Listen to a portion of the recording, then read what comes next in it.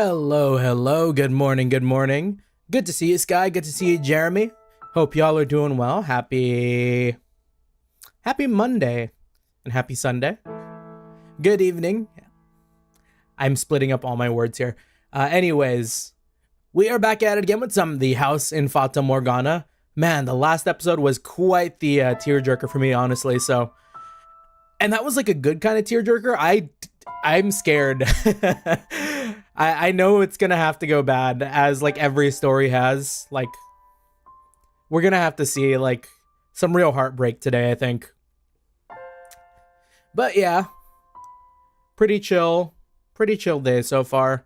I've been thinking about how like things are gonna end up going next week, and it's like, probably just gonna try to do the monochrome stream on Friday, and then like dedicate the next like 3-4 days to like all the baking prep I need to do. Because I think off of the top of my head, I've got 2, 4, 5, 6 different like fruit type pies. 6 different fruit type pies, and then I think I gotta be making like 10 pumpkin pies. So not as much as last year, but still quite a bit. I was looking at the POV peak a while ago. I can feel the introvertedness. Yeah, it was definitely an experience. Yeah, too bad we couldn't go on the first team and on the same team one day. Yeah, one day. Yeah, we will eke in a collab someday, Sky. Fingers crossed. Anyways, though, let's go ahead and hop right back into it. I believe I made a save right before leaving. I hope. I didn't lock it, which is crazy. And then hopefully audio's okay too. I didn't change anything, but if it's a bit loud, I know this game comes in a bit loud. You know, while I'm on it, I can see it's almost reaching like my mic levels. I'm gonna like squeeze the sound effects down to like 70. Yeah, it should be much better. Yeah, but back to our couple, Michelle and Giselle. Morning. No, afternoon. Master! It's Sid! Good morning. Yeah, that looks good on my meters now.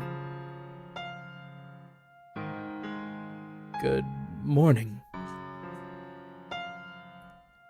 Oh, come on. Put a little more oomph into it. Oomph? Same Giselle as always. I must say, last night was something, Master. Oh? What? Wait, what did we skip? I didn't know you had that in you. Just thinking about it. Ow. Hey, that hurt. What was that for? I was struck with an insatiable urge to whack you. Whatever happened to your heartfelt desire to do whatever you can for me? Yeah, the birds and the bees? Maybe. You know, I gotta say, like, minute 1, I wasn't expecting that, if that was the case. Because the way Michelle was talking the other day on, I think, like, 2-3 streams ago, he was like, oh, yeah, I was born without something. And here I was thinking, like, oh, he maybe, like, I don't know, maybe, like, potentially wasn't born without genitalia or something like that, or... I don't know. It was just like a thought that occurred in my head. I didn't like outright say it, but I was like, oh yeah, like what if he's like, what if he doesn't have like the parts or something like that? And that's also like, equally why he might have been like cursed or whatever. But yeah. I don't think hitting me counts. You're tough enough to get over a little bonk. Screenshot. We love our bonks!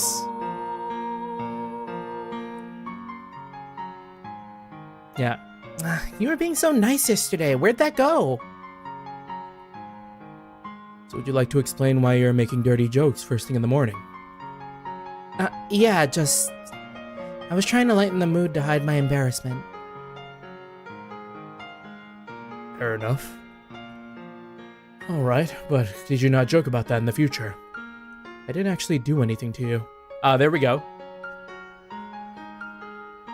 No, you didn't. Sorry. Say, could I ask you something? Yes. You hardly ever use my name. It makes us feel so distant. Could you do something about that, maybe? Whoa, whoa! Babe? No. That's not you at all. Just go with my name, please. Not gonna lie, I'd be weirded out getting it on with the lady I knew my father also slept with. You know, fair, but I feel like... I mean, if the connection is there, I guess.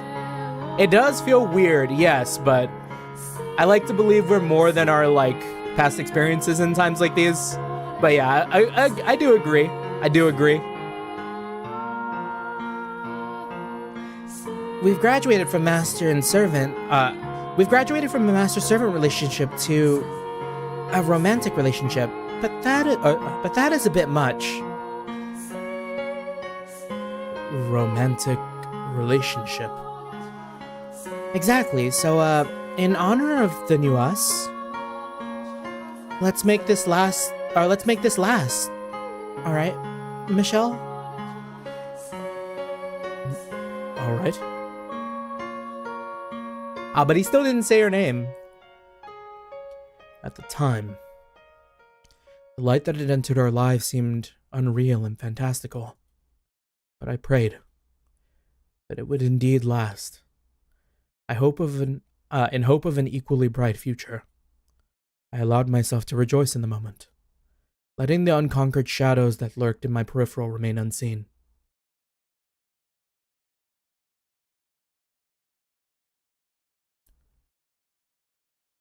So I think that was something that I was made aware of the other day. I don't know if this is right, but apparently when there's like ivy on the right side of the screen, it might be like the POV of Michelle, if I'm not mistaken. So it'd be like easier for me to like catch myself if I'm like questioning who's talking.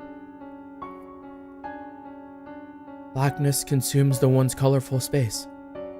Giselle stands before me, as she did with the door, but I struggle to reconcile the two scenes. They're both real. They're both her. The lively, spunky girl of the past and the lifeless girl of the present are both Giselle. As different as they seem, they're both her. Why don't we stop there? It was a wonderful story. They overcame their troubles and lived happily ever after. Is that not good enough?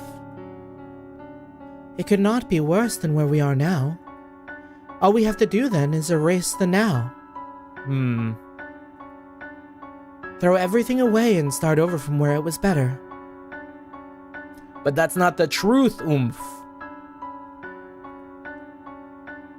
You were able to bear them because they weren't your tragedies. And that goes for more than just me. Actually, as a matter of fact, those words apply even better to her than me. The ending is already set in stone. It's already happened. What point is there in watching it again? All that accomplishes is making me relive it all. The ending has not been written.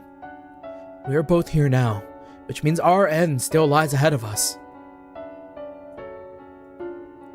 Yeah, we ain't heard no bell. Then, can I ask you to promise to not let go of my hand no matter what? No matter what happens, you mustn't let go of my hand. Now I understand. That was a request, even if she didn't perceive it as such. In place of the verbal response, I squeeze her hand in mine. I know where this tale is heading. Towards tragedy. All the other doors we visited ended in tragedy, and ours is no exception. Yagami would be so sad about you burying the truth. Yeah, I hope you have fun with Infinite Wealth. Infinite Wealth was a good time. But perhaps what's waiting at the end of this one is even more dire than I imagine. The door to our past swings open once more. behind which lies the end of me and the beginning of her.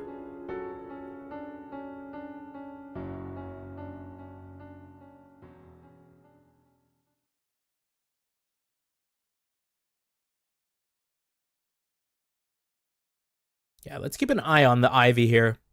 See if, well, I'm covering it, so, but there's like ivy right here. Maybe this is Michelle? A month had passed since the night with the rose. Right on schedule, the monthly delivery arrived, but it was a letter that would dramatically change our lives. My father, Antonin, had fallen ill and died.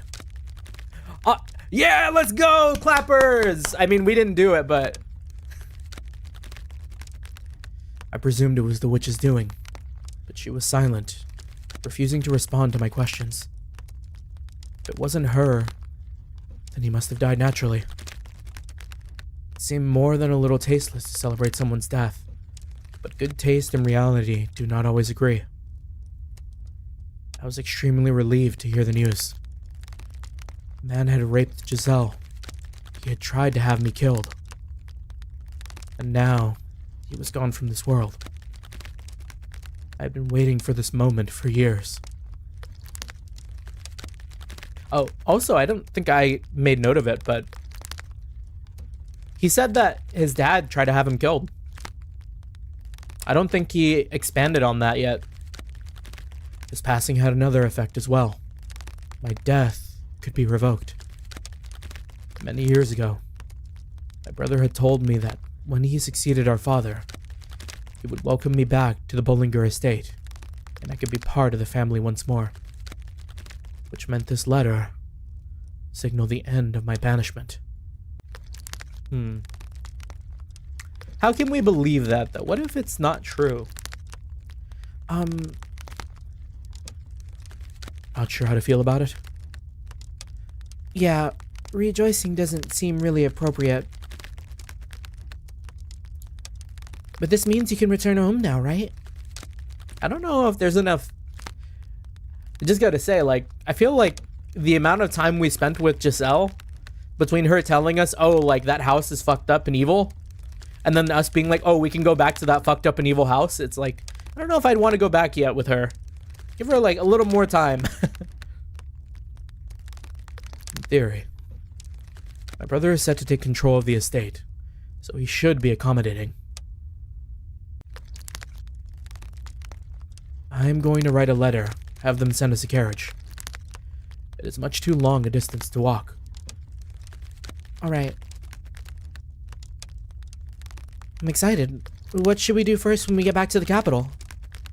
Oh, I know. How about you stop by my place? My mom and sister won't believe their eyes. I hope her mom and sister are still around.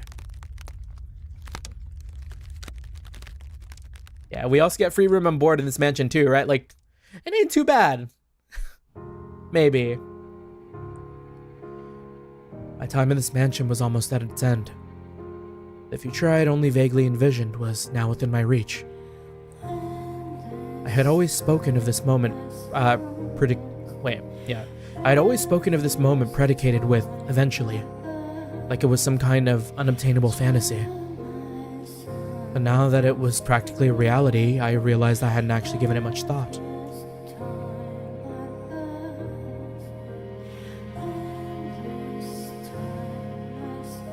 Hey, are you still awake?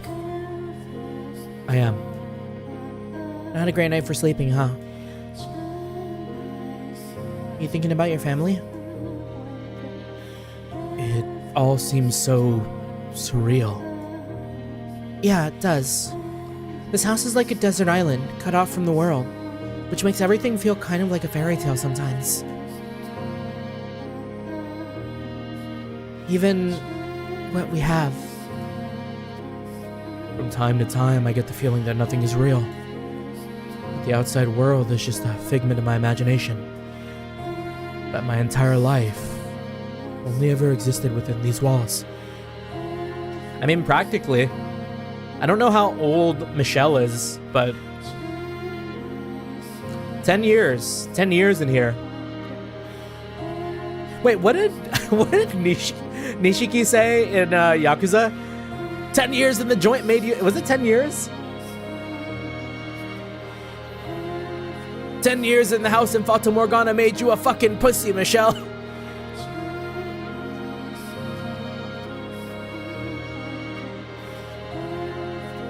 Are you nervous? Maybe I am. I always thought that when this day arrived, it'd be more cathartic. I'm sorry. I'm finally able to take you back to the capital, and I can't seem to get past my own negativity. It's only natural to be nervous. I am too. I haven't spent nearly as long as you living in this mansion, but I know how you feel, because I feel the same way. Not knowing what the future holds, it's scary. Yeah, Ichiban was 18 and Saejima was like 15, yeah. You know, I was thinking I would be okay with staying. I mean, I would love to return to the capital, and I miss my family dearly. But even if I never get to see them again, in no way would I consider myself unhappy. Yeah, I'm with Giselle here, but like, do they need to go back? I honestly think I've got a pretty wonderful life. If you're not comfortable going back to that house, and you're just saying you'll endure it for me, Giselle, there are other paths we can take. You could live with your family, or you could remain here in this mansion. Not at all. No, I want to. No matter where I go, you'll be there with me, Michelle. It's true. I am nervous not knowing what the future holds. But not in a scared something bad might happen kind of way. It's more of a jittery, excited anxiousness.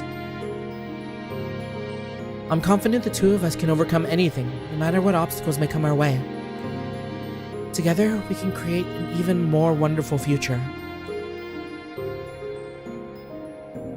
Don't worry, Michelle. The future's nothing to be afraid of. You make it sound like I'm paralyzed with fear. But you are, aren't you? Hey now, don't give me that look. Once again, she's the one pushing me forward. Itaio, time to go further beyond plus ultra in the story Dying Light. Good to see you, Archaeolus. I'm such a sucker for the way this romance is written, man. Like, so, I think on sometime early in December, right? A buddy of mine is putting together a, like, get-together with his, like, girlfriend and, like, setting up some sort of, like, book exchange, like wine, like, thing. It seems really cool. And, like, part of the requisite is that I have to recommend, like, a book and, like a lot of other things, too. And it's like, damn, man. I don't read. I'm, like, sitting here like, damn, like, if there was, like, a novelization or some shit like that of, like, House of Fata Morgana, instant send. I don't know if there is. But, like, I'm sitting here thinking, like, the last book I read was, like, I think it was called, like, the Mercedes Coffin. It was, like, some weird little, like, crime book that I bought in, like, 2015, 2016. And it's like, damn, like, I haven't read anything besides JRPGs and visual novels since, like, college. And he told me I gotta pick, I gotta find one. Not gonna lie, I think the last book I read was freaking Percy Jackson. Yeah, visual novels again. Yeah, I was talking to my girlfriend about this, right? Like, I was like, oh yeah, like, what book am I going to bring? And I was like, because the only thing I've been reading recently is House of Fata Morgana, really. And, like, that's kind of like a book. It's just like a guided experience book. Like, that is what a visual novel is. Like, it's like I'm reading a fancy picture book.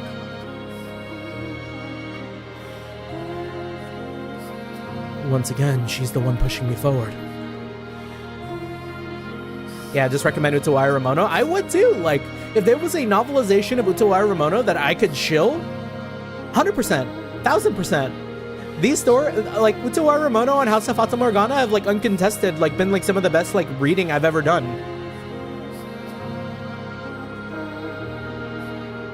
I'll make sure you have a good, happy life.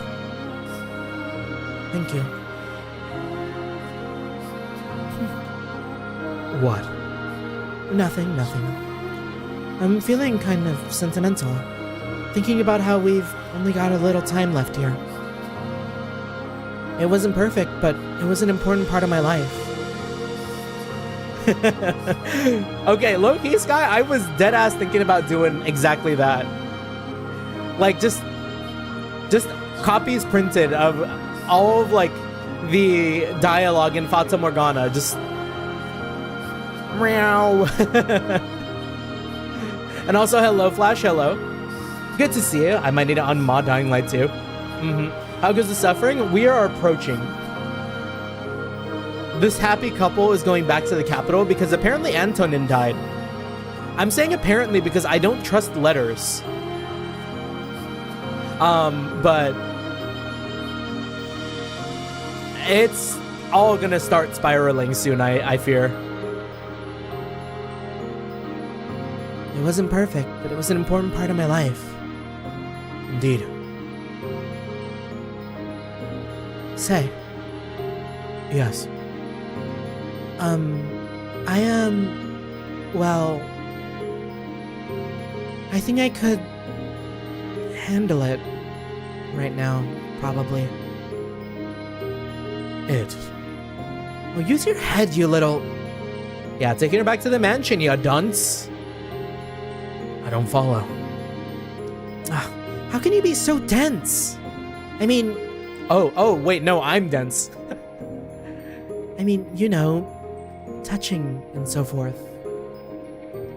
You know, take the next step.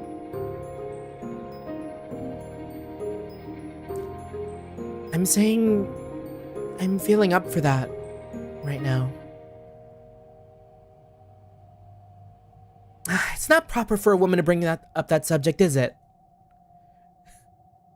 But I did kind of ask you to wait. And I feel bad for leading you on for so long. Yeah. I'm sorry. Oh. Was that... Is Michelle now holding her? You're shaking.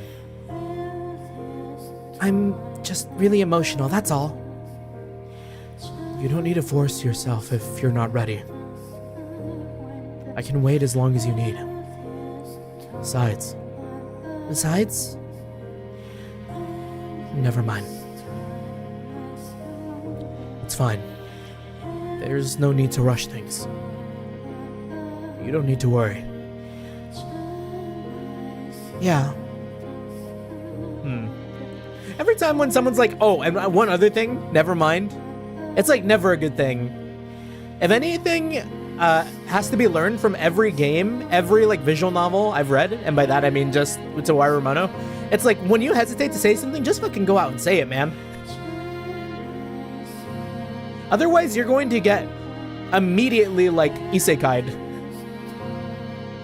No chance to say it then. I wrote 2 letters. One to my brother, and one to my mother. One so Giselle could return, and one so I could be myself. To demonstrate who I was. I had to prove that I was not cursed. Yeah, rip the band-aid off mentality does go hard. Yeah, don't leave things unsaid. You never know what's gonna happen. For failing to do that would not only bring her grief, it might become the final crack in the identity I had built up for myself.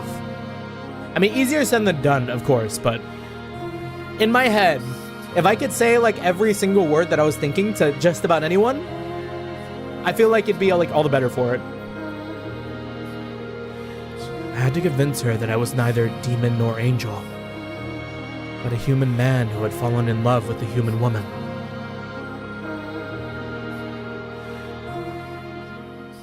However, I was too foolish to realize that the future I envisioned was nothing but a fantasy. Had I been able to grasp that, then maybe I could have taken her somewhere far away, where no one knew where we were, who we were, where things might have turned out differently. Yeah, I feel like something must have happened at the house, to the point where, yeah, okay, see, there's the rose. So now we're in Giselle POV.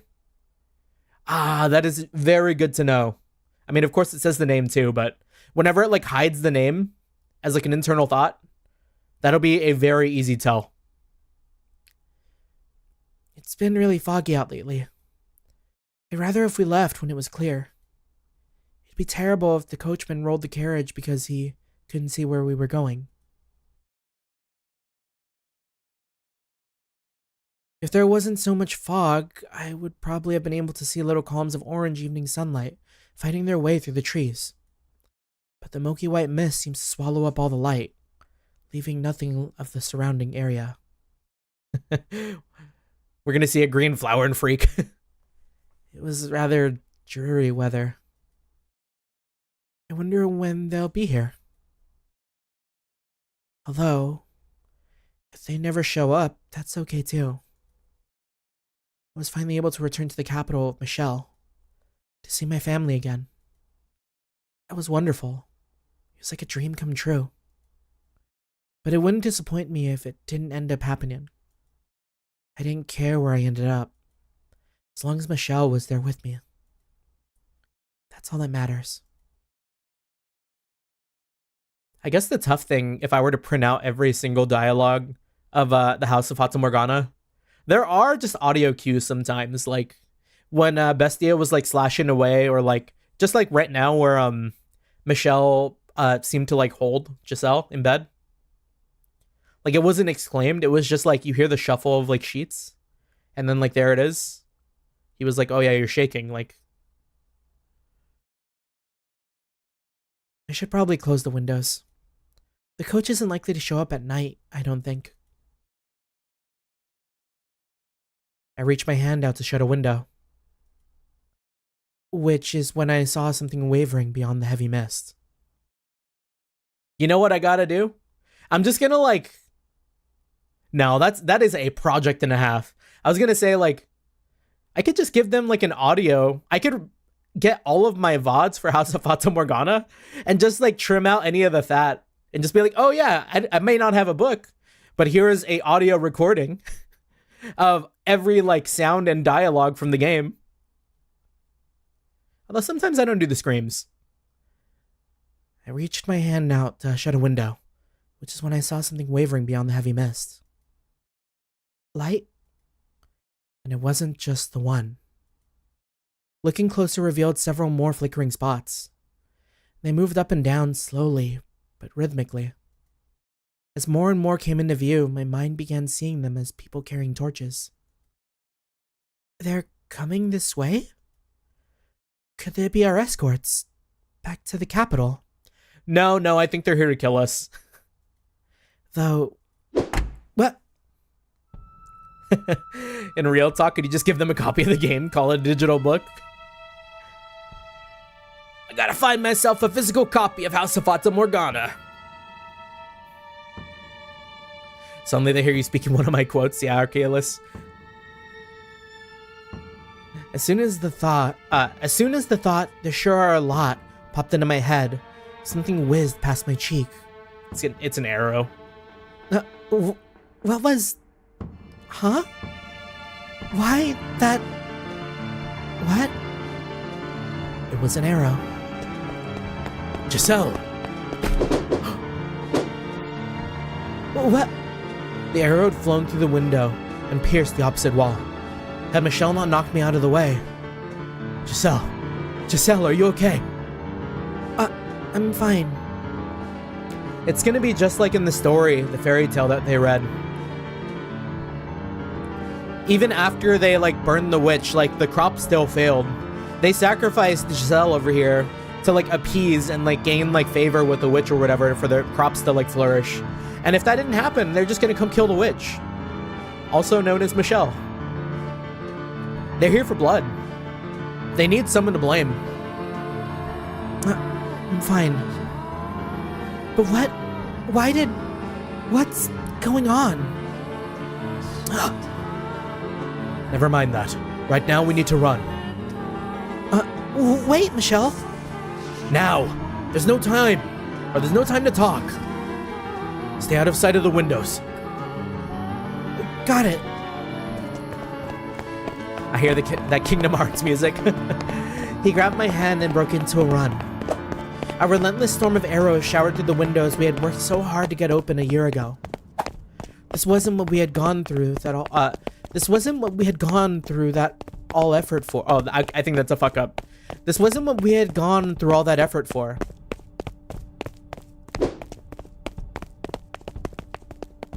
Yeah. Once I open the front door, run. We have to get as far from this house as quickly as we can. What was happening? Why did we have to run? But I also think the hitman thing might be a good call to Flash, because this is only happening after we sent the letter.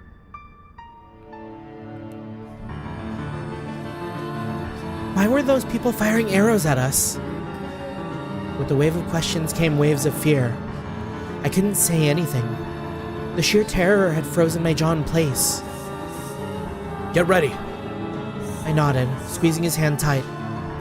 I knew it would just be another obstacle to for his safe escape, but I didn't want to let go of his hand. I was afraid that if I did, I would never be able to hold it again.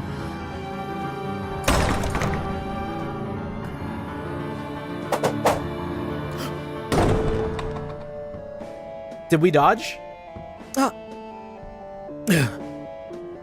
Are you alright? I'm fine. Oh, the track got really, like, interesting.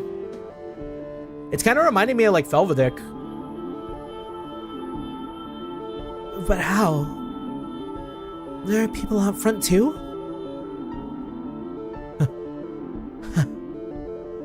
Damn it. Why? Several arrows were sticking out of the floor before us. Beyond the door, where Michelle had managed to shut almost immediately, rang a cacophony of whooshes, thumps, whoosh, thump. We can't escape? Why? What's going on? Damn it! With a deep scowl, Michelle barred the door, and all the while the arrows kept flying. The panic in the air kept growing thicker.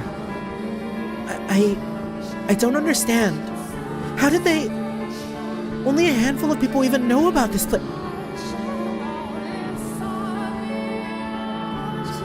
Huh. This is all my fault. Yeah, she thinks... I mean, yeah, two ways, I guess.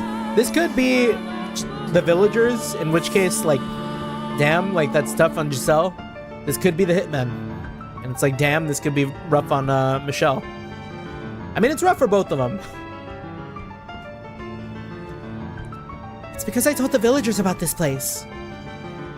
They think a demon lives here, not a human. Yeah, hitmen, yeah. So they're here to tear down the house.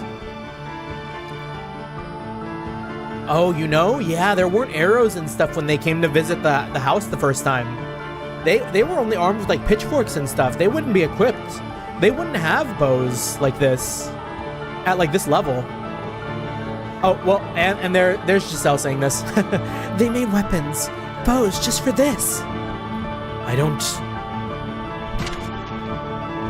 Huh. There was a deep rumble, and the ground below us shook. I almost fell to the floor. They're trying to break down the door, it seems. Michelle. I'm so sorry. This is all my fault. Because of what I did. No. What? It's not your fault. It's mine. Michelle. I challenged her. Because I did. She made my curse real. What are you talking about? Michelle?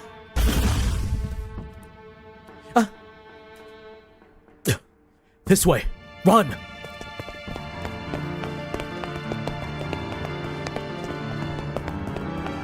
Yeah, at least she said it instead of them both just thinking they caused it, yeah. Michelle dragged me through the mansion corridors until we reached the chamber with the stained glass window. Oh, they're going up the tower, aren't they? At the far end of the room sat a small door. Where does it lead? I had been aware of the door's presence, but I had never gone inside it. Something about it seemed somewhat different than the rest of the house.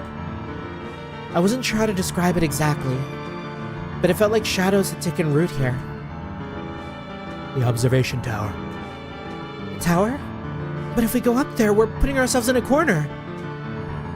Doesn't matter where we go. They have us trapped. But there's a chance that up there... He didn't finish that thought, however. Back, I'm at the climax, I see, yeah. Yeah, we've seen the end of this story. He opened the door, leading me into the tower. His face, deathly pale.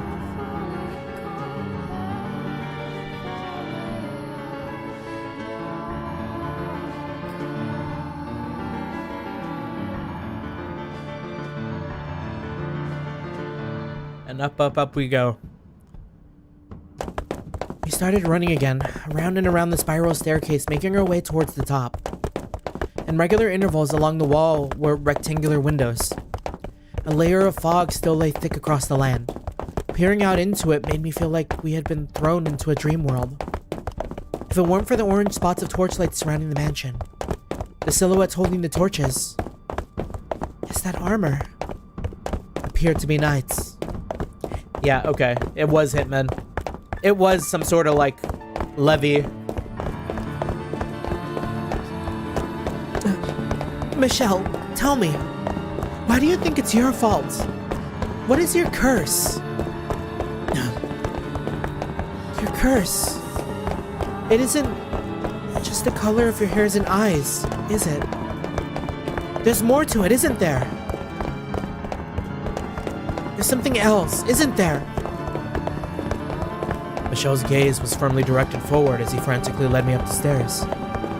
We were breathing hard, and the sound of it echoed across the tower's stone walls. Our panicked hearts were beating so hard. I was afraid they might be able to hear us outside. Eventually, we made it to the top. A pile of discarded rope lay unceremoniously at the foot of the door, presumably once used to seal it shut. The door itself was deeply weathered and rotting in places.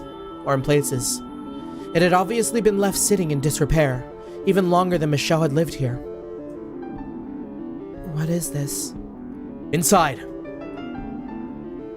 I wonder if this used to be some sort of like fort that Antonin had. Or maybe like a previous lord.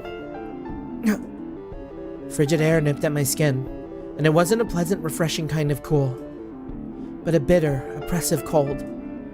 This room felt unlike any other in the mansion. This is an observation tower. You can't even...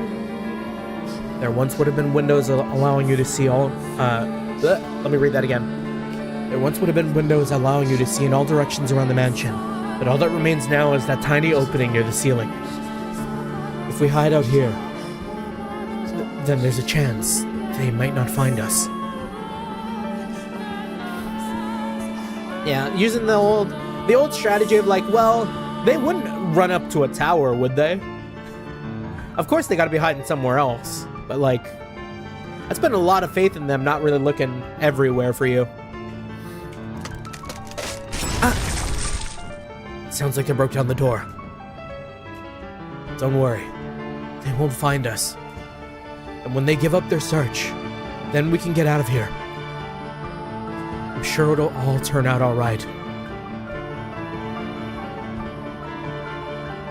Yeah, they got the high ground though. They could just knock people down those stairs. It is a very defendable position, just not for long. Michelle's voice was quivering. as was his hand in mine. Michelle. We huddled together, feeling each other's warmth in our arms. My free hand clenched his shirt for dear life. I'm sorry. What? I'm to blame for all this. It's my fault you're in this mess. The pain you had to experience, you're being sent to this place, and what's happening now can all be traced back to my being born. I'm so sorry. Why was he apologizing? Why did he insist that it was his fault? Why wouldn't he tell me what his curse was?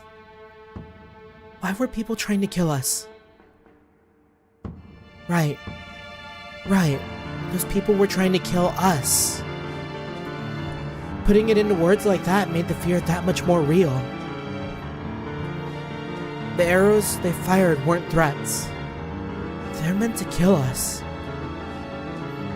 Michelle. With Michelle's trembling in my arms, I couldn't bring myself to ask those questions. What meaning would those answers even have with death lurking so close behind us? All I could do was pray. Pray that he was right, and that they wouldn't find us, and we would be able to escape. However... Over here! There's a door and stairs leading up! My hopes were shattered by the sound of voices from below. I could hear a faint clanking of armor. Our grip on each other tightened, and our trembling intensified. Fear swelled within the tower, making us its slaves. Giselle. We were both terrified, and who wouldn't be? Fairy tale heroes could be magically courageous in the face of overwhelming danger, but they weren't real. The fear of my impending death, drawing nearer and nearer with each passing moment, almost drove me to madness. I couldn't think clearly. My heart was having trouble keeping up. My head was a big white mess. We were supposed to return to the capital, start a new life, finally obtain our happiness. It was right there at our fingertips. Enough happiness to make up for Michelle's 10 years of isolation. Triple Raid, Bid Honkin' Hootin' Rat Raid. Hello, Alex Graff. Hope you're doing well. Rat Raid. Oh, is that a Anna Raid? Good to see you. Hope the collab went well. And also, Inochi too, right? Y'all were doing that that campaign, no? The big raid, Inochi, Cecily, and Inochi. Oh wait, Inochi, Cecily, and Anna. Yeah, good to see y'all. Good to see y'all. Hope you had a good stream. And if you haven't already, make sure to check them out as well. I need to set up stream elements to like do that like exclamation mark and like shout out all the homies. I am slacking on like every single bit of like actual like streamer quality of life shit in my brain. Yeah, you saw Inochi can type his name again. Bless. Yeah, I mean, quite the time to hop in because it's gonna be very bad soon. And enough to erase that nightmare from my memory forever. Oh wait, no, wait, fuck. We're talking as Giselle. What would we have done to have had it? I can't talk. What had we done to have that taken away from us? Yeah, good to see you. Glad to see. Oh, thank you. Thank you for the subscribe. Appreciate it. Yeah, we just barely missed each other on the Peak collab the other day, but yeah, nice to meet you. Nice to meet you. We just loved each other and wanted a quiet life together. Nothing outrageous. I don't want to die. I don't want to die. I don't want to die! But what scared me the most was being separated from Michelle. Hey, Michelle. What are those people really doing here? If what they're after is money or valuables, we can offer them everything in the mansion. We don't need any of it. If they don't want us to return to the capital, we can tell them we'll stay here. They might be willing to talk it over. I don't care if I lose everything else. As long as I have you, I can survive anywhere. All that mattered was that we had our lives. So as long as the two of us still breathed. But... Death! Death to the unholy one! Death to the heretic! Death to the witch! Despair hung over us like the fog outside. There were no heretics, no witches, no unholy ones here. But they would probably never listen to us. The moment we stepped outside of this room, we would be dead, no matter what we said. Michelle,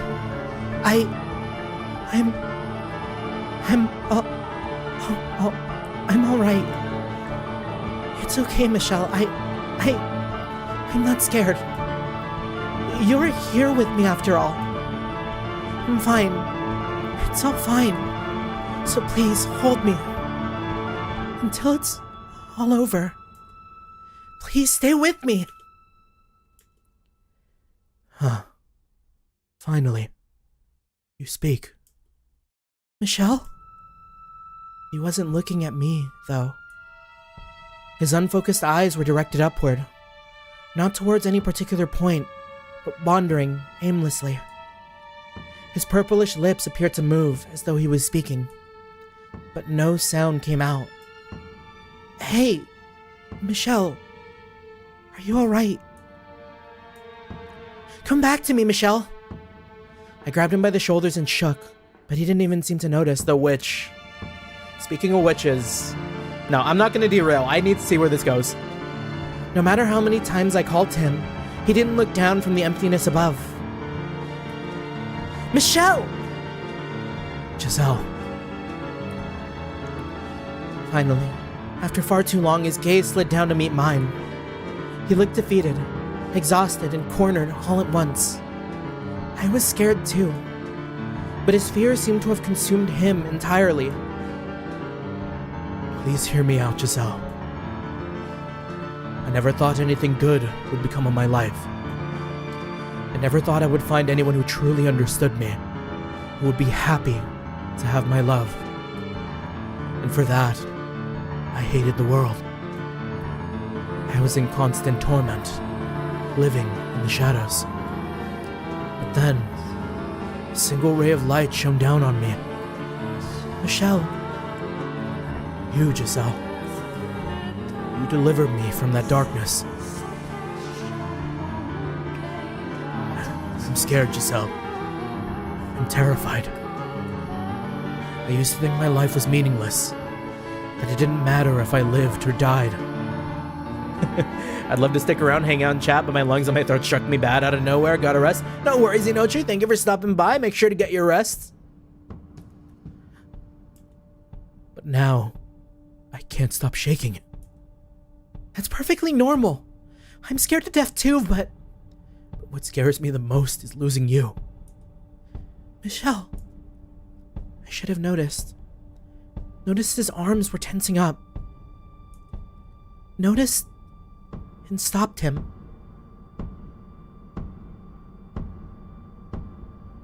So please, allow me to repay you.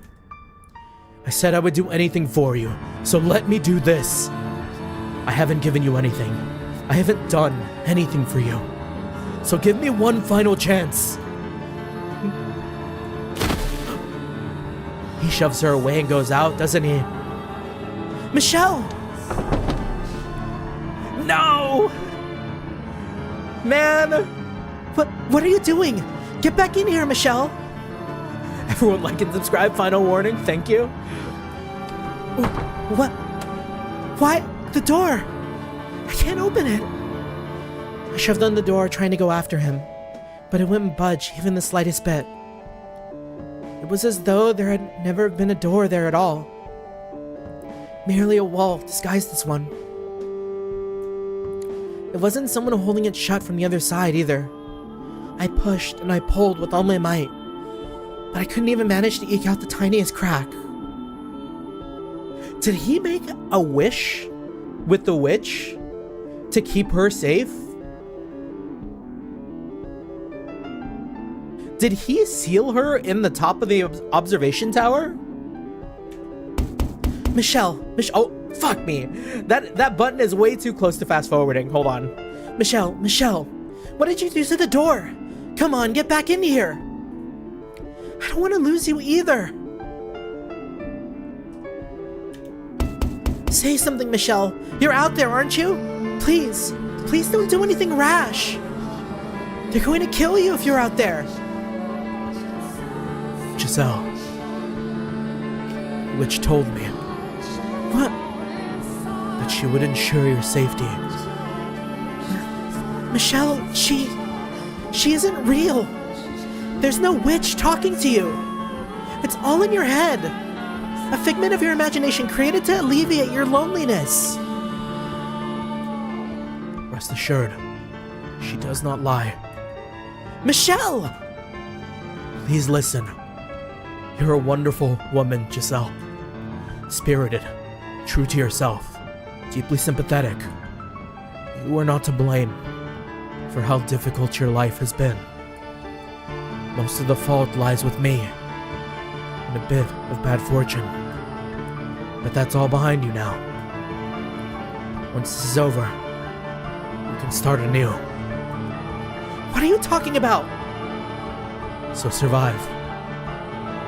Live a good, fulfilling life. Move past this. Live your life. And always love your family. I know you can do it. That is my wish for you. No. I don't want that. I want to be with you. No one else but you. I don't want to let you die. There it is! Death to the heretic! Death to the heretic! Death to the heretic! Get back in here, Michelle. Open the door. If my choice is to live on without you, I'd rather... Your scars will heal. You'll find a nice man. Have a wonderful family. Why? Thank you, Giselle, for bringing light to my world. Don't say that. But if there is a next life, I hope you don't mind if I pray that we're able to meet again. That we can find each other once more in another world. Michelle! Michelle! It is our holy duty as knights of the church to deliver punishment unto this heathen who made a pact with the devil. Come on, Michelle, open the door! You are sentenced to death, your body to be hanged upon the cross for 3 days and 3 nights, wherein your unholy flesh shall be purified by the fires of heaven. Why? What are you doing here? Oh wait, was that Michelle? Why? What are you doing here? Open the door, Michelle, please! Listen to me! You can hear me out there, can't you? You shall now be executed. Do you have any final words? Who is it you're sentencing to death? Michelle Bollinger, or a demon child, naturally? Or a witch, perhaps? Please open the door! Why won't you open it? He isn't unholy or pure or impure. He's a perfectly normal human and a very sweet man. I'm the witch. The witch is in here. I'm the one you want to execute. Kill me. Execute me. Now I see, Giselle. This world. Kill him! Man.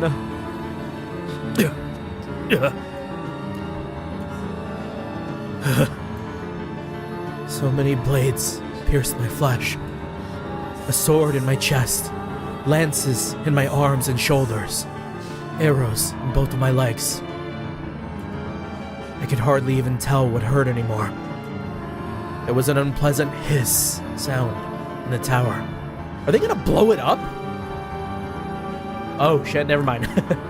Almost like a heavy rain. Damn, Michelle looks hot even when he's dying. I mean, maybe hotter. It was the sound of my blood spilling onto the stone. Something about that long disheveled hair on a man that really, like,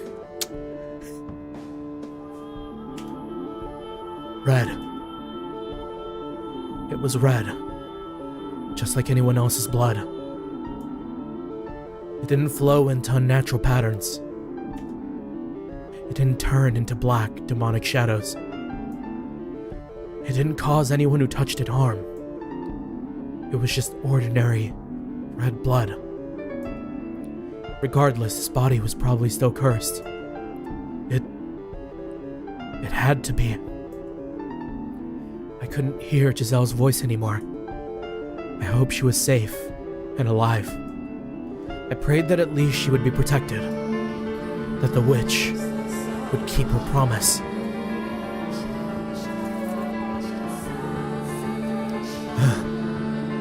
It was getting dark.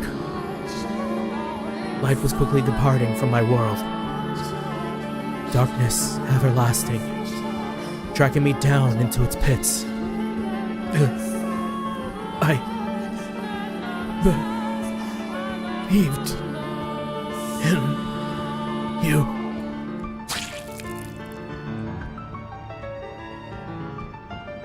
Michelle? Michelle, hey, say something. Talk to me. Hey, what's going on? What's going on here? No, this can't be happening. An impossibly heavy thud came from beyond the door, and with it, Michelle fell silent. Then, intermittent squelching sounds as something slid down the door. No, this can't be. Why? I pounded on the door with all my strength, but it still refused to give. The skin on my hands eventually going raw and beginning to seep blood. Why? Why should Michelle have to be killed? Tell me why. Take me with you. Please, don't leave me behind. That man isn't a witch. He isn't cursed. I'm cursed, not him. So don't hang him. Don't humiliate him like that. Kill me instead. Please. Again and again and again, I pounded on the door. But the self-described knights on the other side seemed to not even be aware of my presence. The witch is real. The witch is very real.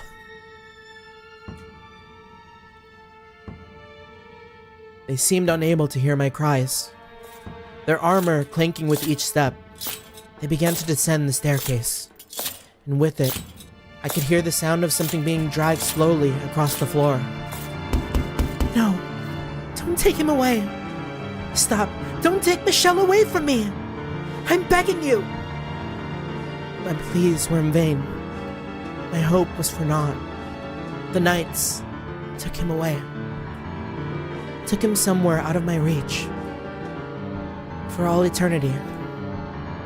Don't take him away from me!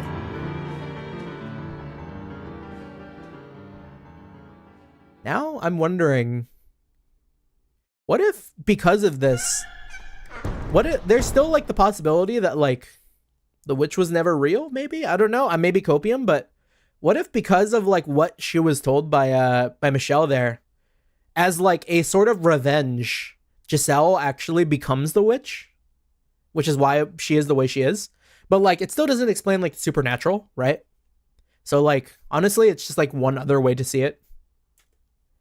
Michelle. After much too long, the door swung open all on its own. It happened so unceremoniously. It was hard to believe I had actually been trapped inside. I had no idea how much time had passed. But the chill in the air suggested it was deep into the night. With the biting cold, it was the stench of blood. Damn. Why? Michelle! I never wanted this. Yeah. I never really do screaming, but screaming. Big scream. You didn't understand it all, Michelle. You didn't know the depth of my feelings for you. You didn't know how intensely I wanted you. How fervently I loved you. I was never going to be able to find someone else and live happily with them. It had to be you. thought of anyone else touching me terrified me. You just didn't understand. I don't want to live in this stupid world. Yeah, the world really do just be taking everything from this girl, man. Like, time I spent with you truly was the happiest time of my life. let me mute my Discord.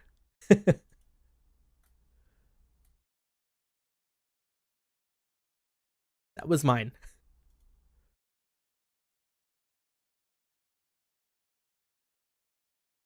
And it ends there? Yeah. I remember everything now. You died on that day. You were killed. You disappeared from this world and left me behind. That's right. I remember. I remember the pain, the agony of death, and the fear. I did indeed die that day. You refused to listen to me. Do you have any idea how it felt to feel you dying from the other side of that door? Giselle. I wanted you to take me with you. Is this what you wanted to see? My memories, the traces of my life on this earth. And there. In order to find your truth, we need more of the story. Very well then. If you want more story, I'll tell you more. What comes next is both a continuation and a brand new tale. The Maid's Tale. When you've heard it all, I expect you to commend me for not forgetting how to smile. Damn, that kind of cuts pretty deep there. We haven't completely cut through the darkness yet. An arctic wind blows past me. At the same time, I'm gripped with an overwhelming urge to break down into tears. Perhaps this is the solitude she felt for so long. I have to face this. I have a responsibility to her to do so. And I have to atone for being such a misguided fool all those many years ago, convinced that I was doing what was best. Does this end with her going through... I feel like it's gonna go back to, like, the rest of the characters. Yeah. I'm gonna say that she deals with everything that we saw, but a little bit differently. And maybe by the end of the journey, she makes a pact with the witch herself. Maybe to allow herself to become a vessel for her. And in doing so, bring back Michelle. This is my tale, and the Maid's Tale. A tale of a foolish, naive girl. Looking back on it now, I'm ashamed of everything. But I will tell you my story, in its entirety, without embellishments. I ask that you please not let go of my hand.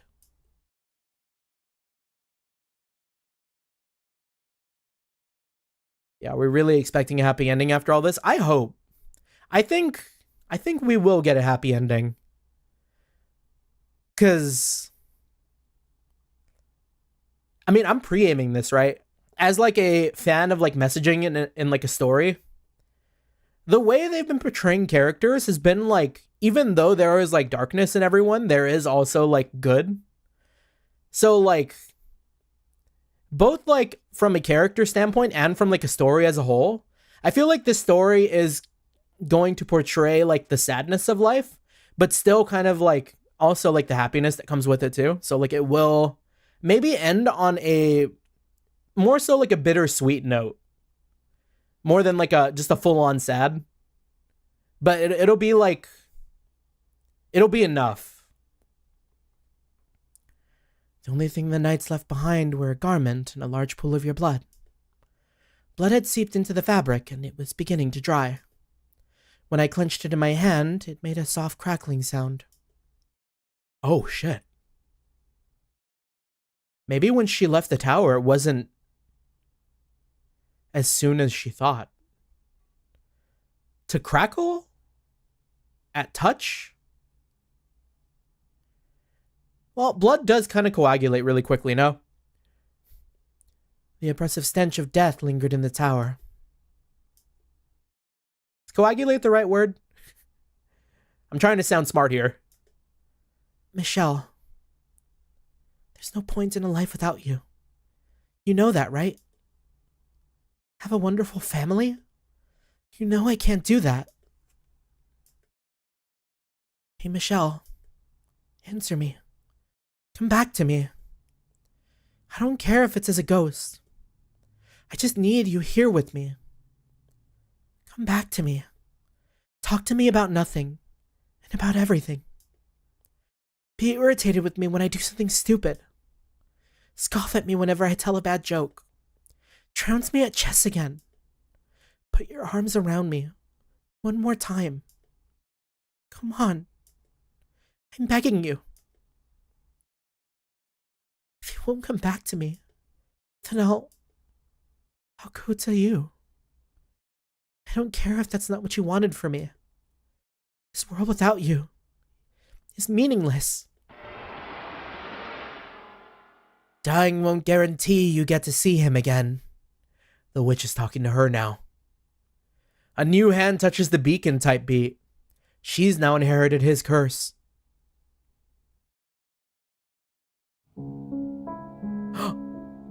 Oh my gosh, are they playing like Moonlight Sonata?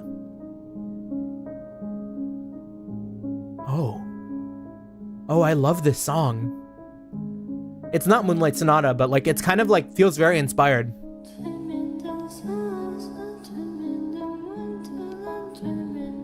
We've heard this, right?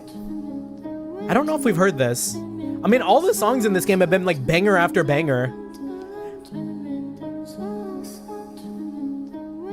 He spends all his time refusing to talk to me, and when he finally does, he begs me to save his love. Oh, how the mighty have fallen. Rather disappointing, to be honest. Who are you? Where are you? Oh, excuse me. Huh. How's that dinner?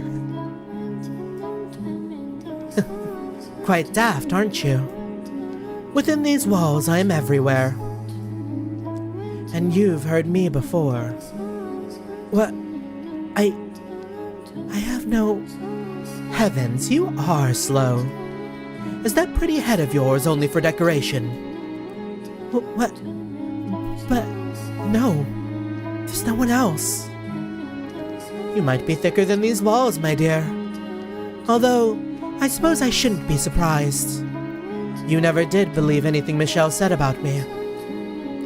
You thought he was going mad. This is brilliant. No. There's no way. It can't be. Yeah, I was gonna make that joke right now too, Sky. It's like, I mean, thick is a crazy word to use for Giselle. Because she is kind of built. Like, girl?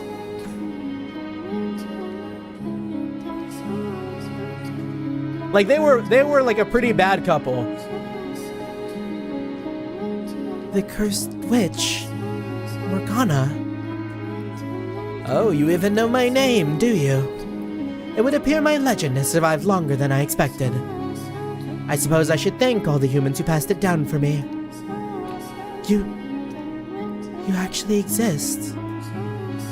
I most certainly do, my dear. As I recall, you don't believe in the supernatural, do you? But it's hard to deny when the very witch is talking to you right this moment. Michelle was not even slightly mad, my dear. I told him he was better off without his sanity, but he refused to listen. He wasn't arranged. His surroundings were. His environment, the people around him, his whole world. Can you imagine how dreadful that must have been? To be the only sane resident in a world gone utterly mad. It's a miracle he managed to keep his head. Remember what you said just before he died, my dear. You said it was all in his head. You said he can tell the difference between illusion and reality. You said he had long since gone insane. Shouted it at the top of your lungs. No, that's not what I meant. Oh, poor, poor Michelle. If only you had believed him about the witch. I feel bad for you too, though. You have my pity. What did you ever do to deserve this? Oh, and just to be perfectly clear, I played no part in either you or Michelle's misfortune. The only force to blame for that is fate. Oh, you know what? I do remember this song now. Because it had this build-up. I remember commenting on, like, the strings and, like, the added instrumental, and it, like, really swelling, like, in just the right way. The only force to blame for that is fate. You were a good, honest, joyful, lovable woman. And look at how the world treated you. May I ask you something? Was it you who sealed me in the tower? Yes, it was. That was what Michelle wanted. Once, I told him I would grant his wish. Fate, the house? So I did as he asked. Oh, now, okay, I can come back to this now. I watched Weapons for the first time, yesterday. Really, really good movie. But it was really funny because I was watching with friends, right? And, like, every time I heard the word, like, weapons come up, I was like, or weapon or weapons, I was like, point at the screen. They said it. It was a really good movie, though. I love you know, it's kind of also very telling for this game, too. But, like, multiple, like, coexisting stories in one, like, overarching narrative really is just, like, my favorite type of storytelling. Like, seeing everything come together, seeing, like, a bunch of characters and how they, like, interact with each other, like, even if they don't, like, directly, and how that, like, affects, like, the larger, like, whole. So good. Love it to bits. One of the best of all time. Though it looks like that ended up causing you even more pain. How tragic. So, you're planning to die.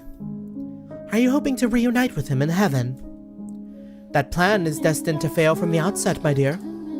God teaches that suicide is a sin, and you go to hell for it. Then, I will not kill you. Why not? Because I swore to Michelle that I would save your life. Or that I would save your life. Poor, poor Giselle. If you had any other wish, I'd be happy to grant it. I can't bear to see you so miserable. A wish.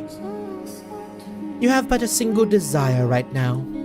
To see him once more. Isn't that right, Giselle?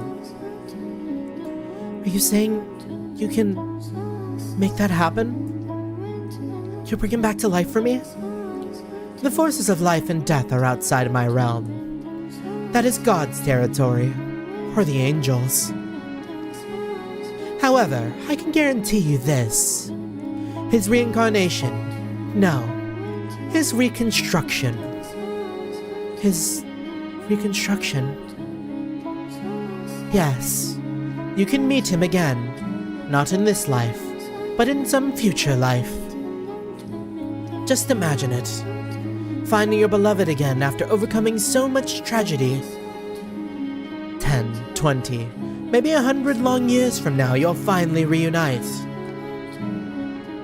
Doesn't that sound marvelous? True, unparalleled love in its purest form. What do you think? Just because you can bring back his soul doesn't make it Michelle. I want it to be with him. That brusque, impenetrable, slightly immature but gentle as a butterfly man. The man who sincerely, deeply loved me. If it's the same soul in a different body, can you still call him my Michelle?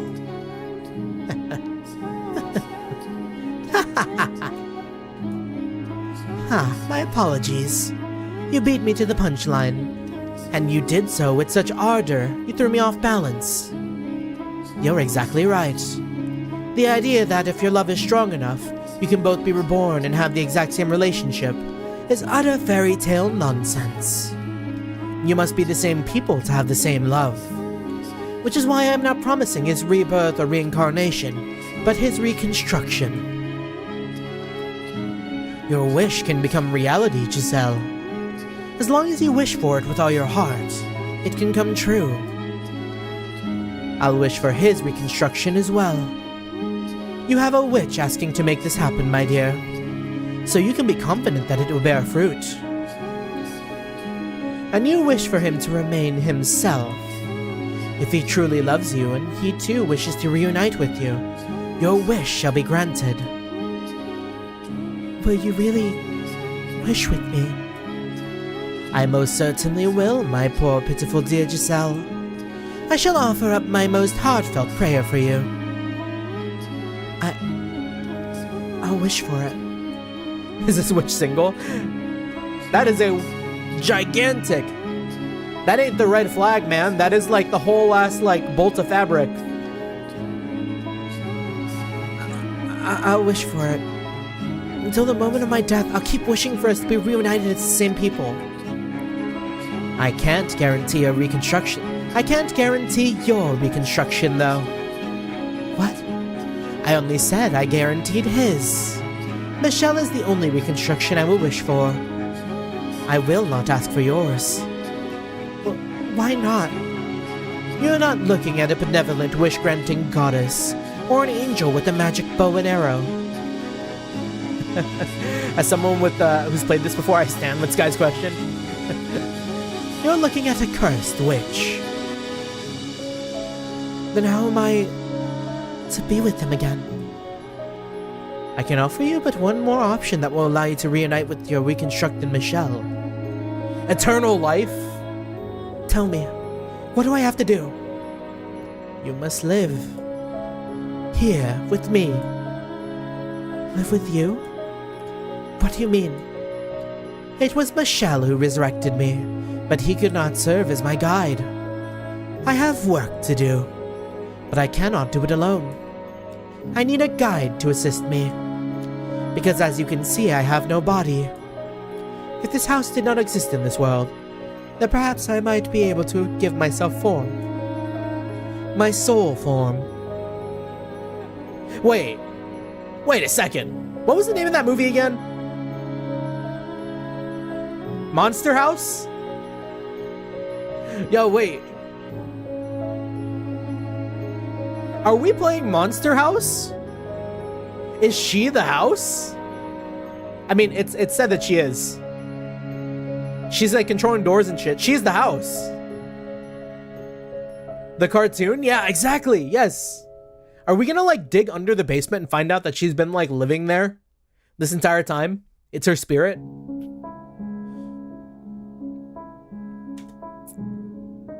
I don't understand anything you're saying. You don't need to understand. All I need from you is for you to show your utmost hospitality to the people I'm expecting to show up at the mansion someday. Entertain your guests? That's right, my dear. Michelle isn't the only one whose reconstruction I'm wishing for. There are others. Several heinous sinners. So I want you to serve as a maid and watch over them when they arrive. And until then, keep the house in good condition. What are you scheming? Is that something you truly need to know, my dear? All you need to do is wish. Pray for the day your beloved appears before you again. For the day he wraps his arms around you once more. One word, Giselle. That's all I require. Do you want to see him again? Do you want to hear his voice again? I can promise you you'll have your happiness back. What reason is there to hesitate? There isn't one. Or are you simply going to give up? I wonder what would happen if you said no.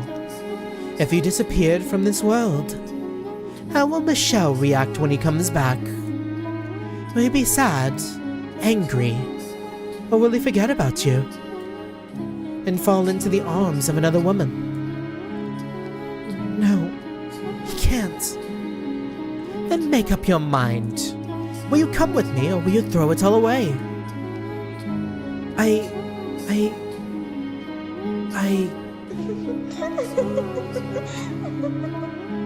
If I had given it a little thought, I would have realized she was manipulating me. That she was just telling me what I wanted to hear. But I believed her. I accepted her proposition. As unbelievable as it sounded, my desire for it to be real overpowered everything. It was impossible not to grasp at the straws that she was dangling in front of me. Cute laugh, witch house lady. Oh, Sky is falling quickly. That was all I could do at the time. The witch's voice also had an inexplicable power to it. It made me believe, as outrageous as it was, that she really could bring you back, reconstruct you. Maybe because I had seen her turn a door into an immovable wall. Or maybe because I had heard her disembodied voice. But I don't think those are enough to explain it.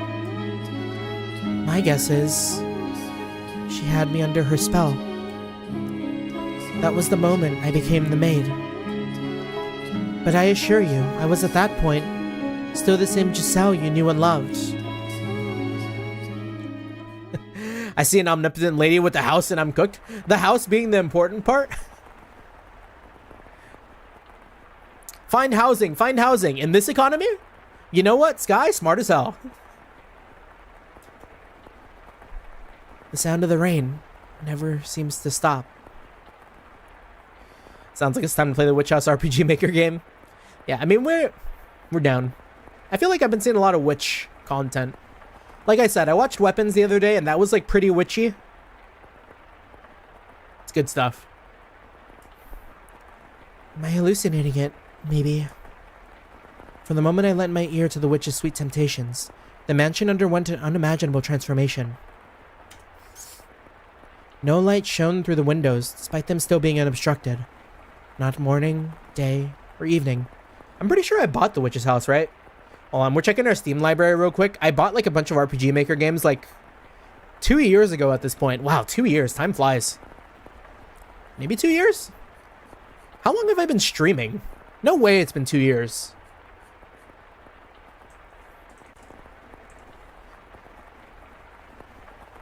The witch's house. I do have it.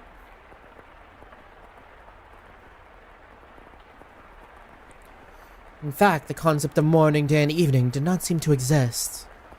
The darkness resembled that of when the windows had all been sealed off, but there was something more fundamentally unreal about it. 85 minutes though? Oh yeah, true. Did I buy Renryu Ascension? I did not, but I do remember you bringing that one up, Archeolus. That was a H game, if I recall correct. Like it was hovering over a vast, all-consuming abyss with a constant haze of malice. I wonder if my H game friend bought it though. No, they didn't. Hold on, I'm gonna blow my nose real quick. We're nose blowers. Curse this curse.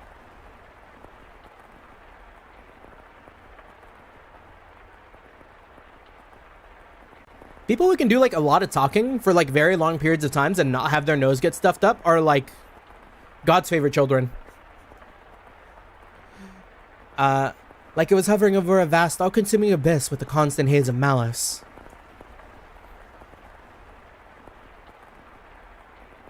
I felt like I had been cast into some unknown realm, and that was why there was nothing beyond the windows.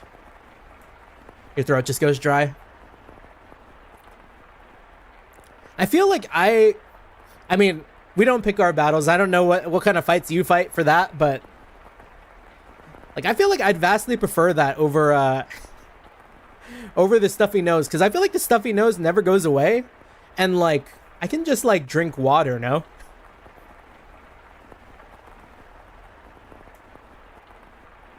In the blink of an eye, all my basic human urges vanished. I stopped feeling hungry, and I no longer needed sleep. I no longer needed sleep. Probably like doubly helpful if you like take your water with honey. Naturally, I was bewildered by what was happening to me, what I was turning into. I think I'll take a look around. Maybe there have been other changes. Yeah, honey water, yeah. Make sure it's hot water, though. Yeah, because honey coats the throat so well, it keeps you from getting dry. And then, I don't know, also like a little tip that I heard, which I do like every time I do like a karaoke stream, sleep with the scarf on. You lose a lot of heat when you sleep through your throat. And by keeping your throat warm, you don't wake up with a dry or scratchy throat. So nice. So I meandered through the mansion halls. My original intent was to explore the entire house, but I found myself drawn towards one room in particular. That's right. Your bedchamber. Yeah, not gonna lie, my throat's fine next day after, despite all the yelling. Yeah, usually I'm okay. I've never gone to the point where, like, it's hurt me the next day. Maybe, like, the lingering, like, you know? I don't know if that even caught on mic. Let me try that again. Like, that feeling? That's, like, the best I can describe it. But the bed was the same shape, the walls the same texture, the curtains the same design as when you had been alive. Asthma. As a kid, I thought I had asthma. The turtle sex noise? Oh wait, shit. Yo, my bad. Isn't that more like a... I don't know if I can do it. Like a... No, I can't. Nah, I'm just... I am like physically cringing trying to do this. I am not gonna do it. I'm praying. I'm always praying that someday we'll meet again.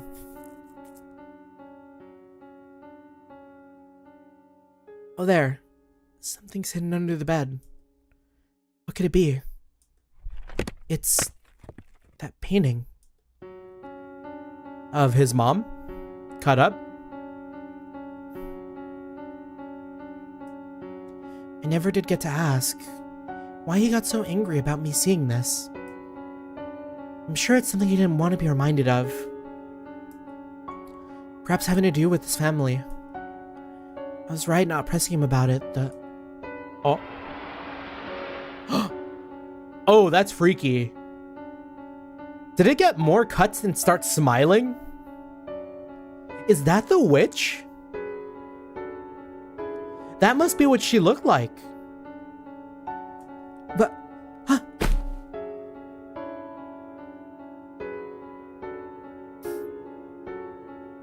What the? Did the painting just smirk at me? Oh God. Yeah, that freaked me out. That would freak me the hell out. Moving paintings? No, sir. Put that up there with, like, ghosts. Honestly, like, am I just inclined to be scared of being in a haunted mansion? Because it's kind of sounding like all my fears stem from, like, being in a haunted mansion. Oh, jeez, Giselle. What are you doing tripping over yourself? It was just that accursed witch messing with your head. No need to get spooked over a tasteless prank.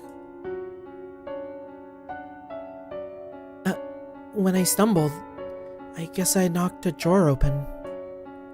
There's something inside. Letters, it looks like. I shouldn't touch these. They're not mine. But Let the intrusive thoughts win, Giselle. Michelle is long gone from this world. Go and read on. I want something of Michelle's to have. Something to remember him by. His letters would be in his handwriting. They would contain his words. Please forgive me, Michelle. I don't mean you any ill will, but I'm going to take these. I must say, there's an impressive number of... What the... What? What on earth? It's like someone dumped an inkwell on every page. But why? Yeah, after making a deal with the literal witch, I just fully give up on saving phase 2, yeah. Yeah, she's probably gonna be so, like, terrorizing to this maid. To Giselle. Was this the witch's doing too? Yeah, it has to be. It must have been her. It definitely wasn't you, Michelle. Was it? No, it couldn't be. There's no reason for... If I were a sane person, which I'm, attributing Michelle to being, if I don't like a letter, I'm just gonna rip it up and throw it away. Maybe burn it, but not, like, dump ink on it and keep it in a drawer.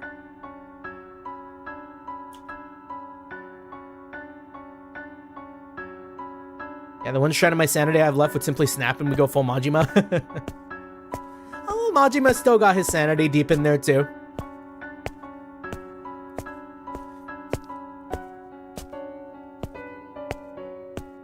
Yeah, Zero Majima is just, like, one of the best, like, pro tags from RGG. Like, flat out. I love that, like, dichotomy of, like, the serious into, like, Joker.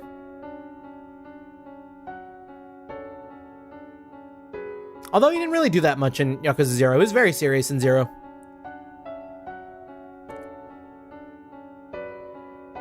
The front door. I wonder what it's like outside. I can't get it open. What's going on? She can't leave. She can never leave. Or she can't leave unless it's with a new master of the house. Yeah, not gonna lie, I prefer Majima to Kiryu, but I still hella love Kiryu. Oh, I almost said Kiryu from Monochrome, from Utawai Ramono. They have, like, such similar names. Yeah, I love them both. I think my goat's Ichiban. I just love how, like, friendly he is. How personable he is. Honestly, like, if I can be half as cool as Ichiban when I'm, like, 40 or whatever. Crazy. Good shit.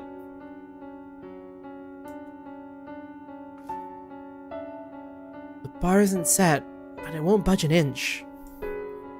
It's just like up in the tower. Tomorrow I'll get to see more, yeah.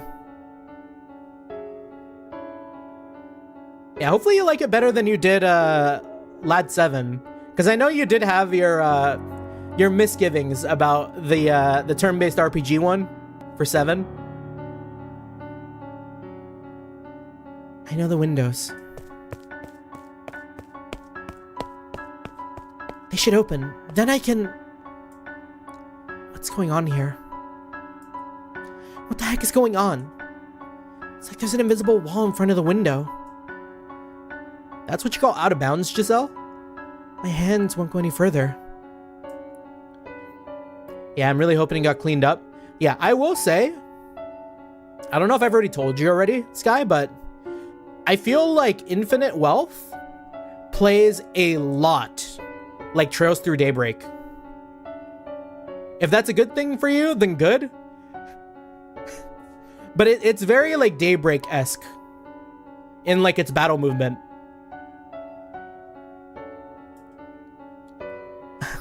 This is rich. What else can I do but laugh? What in the world? This is madness. Got me wanting to play Infinite Wealth again. Hurry up, Michelle. Return to me. Get me out of here. Please. Get me out of here. Yeah, I'm glad she doesn't have to be conscious for like all the years in between. Because it seems like she just woke up like in the next set, which is probably going to be like the Mel family. I had no idea how to explain anything that had happened to the mansion. But it was clear enough that I was imprisoned within its walls. I was all alone in a nebulous sphere of bleak darkness, and beyond its walls lay void. The layout of the house remained unchanged, but I felt as though I had wandered into a twisting labyrinth. I could cry, but there was no one there to soothe me. All it did was provoke her disembodied cackling. Now that's freaky, man. Which she followed with, "You chose this, my dear. So you need to hold yourself together and keep wishing." My only real pastime was cleaning. I dusted the same corners again and again, swept the floors, polished the same dishes. One day I decided I would read the books left in the library. Despite there being more than 100 volumes, I finished every one of them in what felt like no time at all. My life was a never-ending cycle. No, she is having to wait. That's brutal. Day in and day out, day in and day out. The house had no visitors. No one, rather, nothing at all set foot upon the property. There were no signs of other life whatsoever there. No birds singing in the morning, no cats sunbathing in the garden, no mice scurrying about the kitchen, and no creepy crawly insects. Yeah, I'd take like a centipede. I'd take a centipede over nothing. If I had to wait for like 10 years, 20 years, 100 years.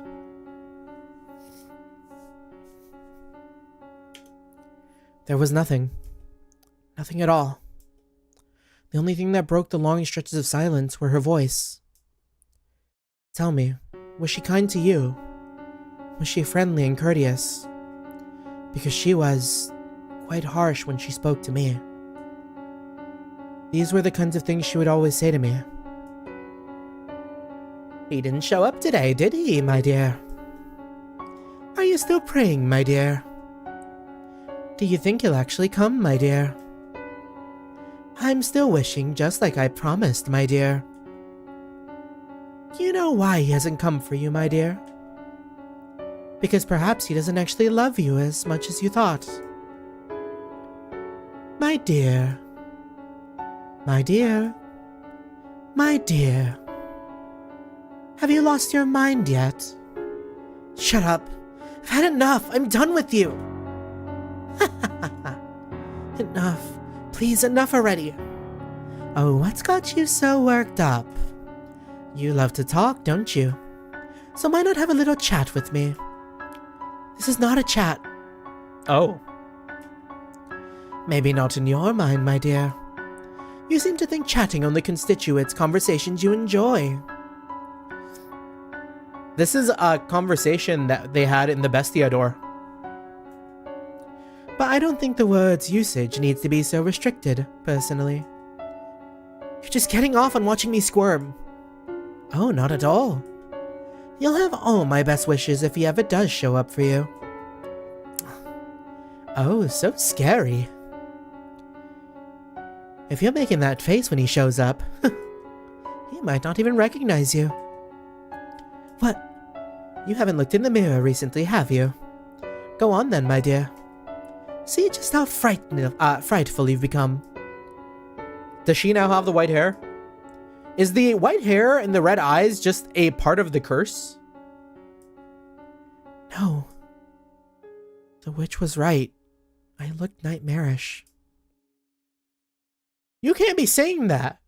Not when you liked how Michelle looked. My face was pale and lifeless, my eyes hollow, my cheeks sunken, heavy bags beneath my eyes. My hair had lost its sheen, and it grew wildly. I was quickly losing everything that made me recognizable as me, and the thought sent a shiver down my spine. No, this isn't me. This is some kind of trick. You're trying to deceive me. Baseless accusations. You really must stop blaming people every time something doesn't turn out the way you want, my dear. But, my face was more what? more expressive, more cheerful, brighter, rosier. You're right. You were never this gloomy, were you? Right, I was always more cheerful than this. Naive girl, could you be any more narcissistic? Huh? What you're looking at is undeniably exactly what you look like now. Time did not do that to you, nor did I. The negative energy oozing from within you is what's causing you to take on this form. Did you think you didn't have any dark, ugly emotions inside you? Did you believe you would always be able to smile no matter what? Did you assume you were pure and beautiful? No one like that exists, my dear. What you see in the mirror is the true you. Your hideous, twisted heart. If you weren't always being so nasty, this would never have happened. Anyone's heart would be twisted listening to you long enough. So you're saying Michelle's heart was twisted too? I spoke to him for years. No, I'm just teasing. I suppose I may have crossed the line there. I mean you no ill will, Giselle, honest. Allow me to give you one word of advice, though. Look at yourself in the mirror often. If you continue deteriorating at this rate, you'll end up looking more like a corpse. When Michelle comes and sees you, he won't jump for joy, but run away, screaming in terror. Stop talking. Please, just stop. You know, Giselle, this isn't only the beginning. He might not show up for hundreds of years. I can't live that long. Absolutely brilliant. You still think you're alive. Well, the moment you agree to come with me, you cease to be of this world.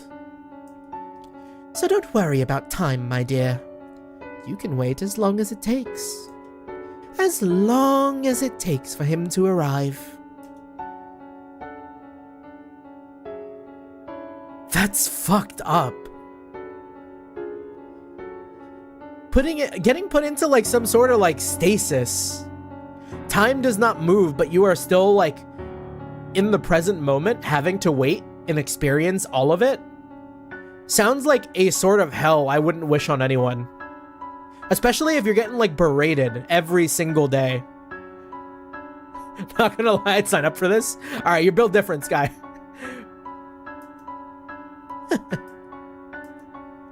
As the witch had suggested, I started checking my appearance in the mirror every day. I wanted to ensure I didn't turn into some horrifying creature. My hair grew, so time seemed to be passing, but I didn't appear to age at all. Yeah, like that poison my area used in Bleach. Always feels bad when y'all bring up like the like pivotal like foundational animes and I have to sit here and be like, damn, I haven't watched it. I mean, not bad per se, but it's like, oops, I feel like I'm a phony. But yeah, that's like definitely one of the horrors that gets me. Like the thought of not being in control of like your own body. Or like, no, yeah, like that, probably that. Like I'm like harkening back to like thinking about the Flood in Halo. Honestly, a very, very well done like infection species. Because like the real horror for me with them too is that when they take over someone, like the person inside is still present. They are watching everything that's being done and cannot do a single thing about it. And it's like, just that lack of control is like so fucking scary. Yeah, if I had an immortal disembodied cute voice telling me to be her butler for all of eternity, I'd only have to wish for her to have a body. You know what? True. Now that you explain it that way, Sky, it's making a little more sense.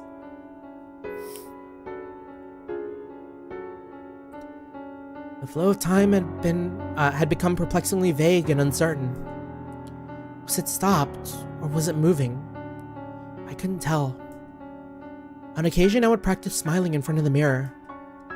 My smile was, after all, my one really distinctive feature, and I was certain you had seen me smiling more than anything. Even if my appearance had changed drastically, I thought, you'd still be able to recognize me by my smile. A woman standing alone in front of a mirror practicing how to smile. I'm sure that was quite the comical sight. I need to do that. I need to practice how to smile myself. I feel like I don't like my smile. Like, open smile is what I mean. Like, I'm fine with, like, if I'm just, like, you know, closed. Like that. But, like teeth showing type shit always looks weird to me. And that was about how my days went for an incomprehensibly long time.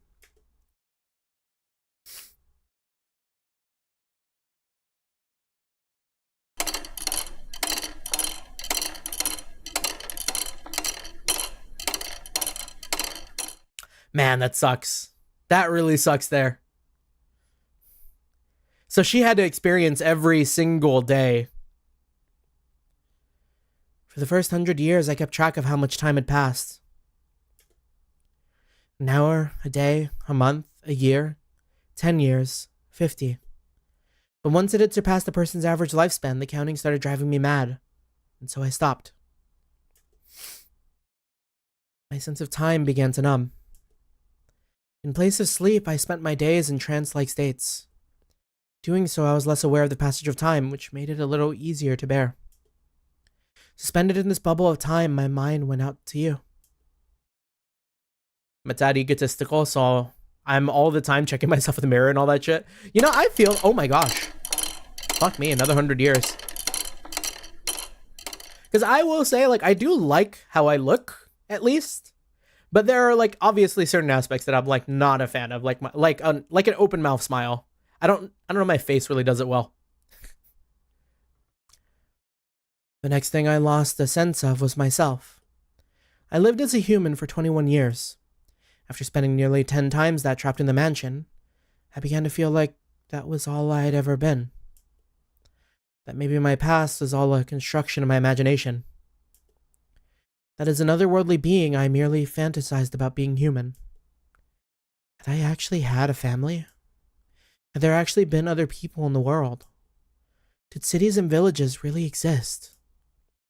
Was there ever really a time when light shone through the windows and we were happy? But I knew if I started doubting everything, I wouldn't be able to maintain myself.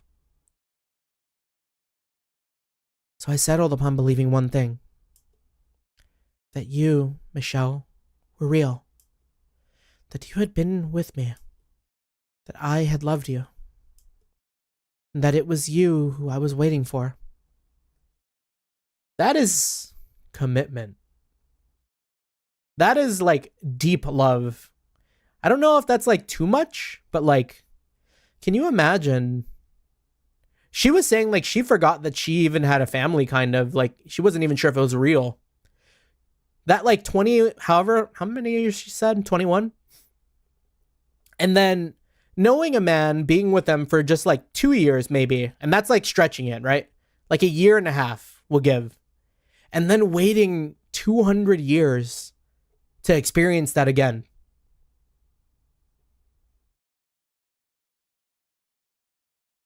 Tried to always remember that one fact.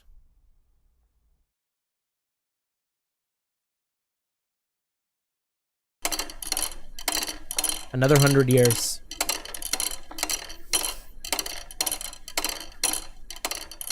My characteristic energy and cheer were disappearing. By then, I hardly ever raised my voice anymore. And in response to that change, the witch seemed to treat me a little nicer.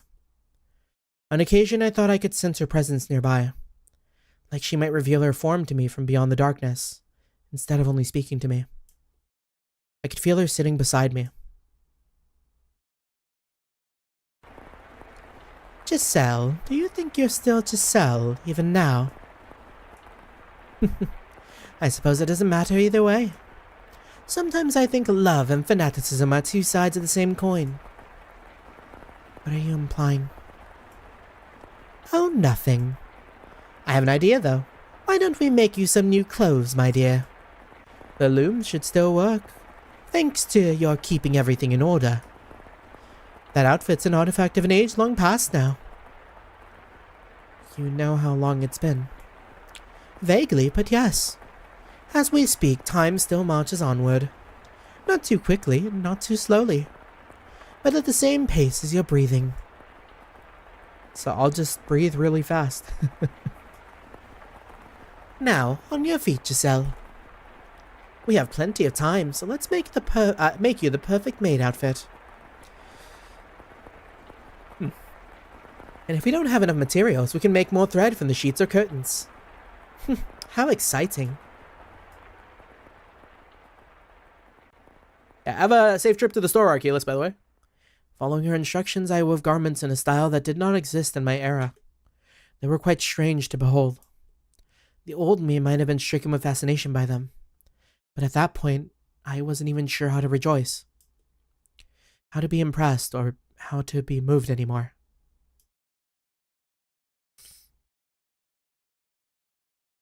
Get me a burger on your way back? Me too! Actually, I did have my dinner. I am, like, not especially hungry. Matter of fact, I have a bag of Takis sitting in front of me right now. I got myself a, like, big old box. We could just, like, ASMR crunch. Hold on. I'm feeling the Taki. Just one. I don't really like to make a habit of eating on stream.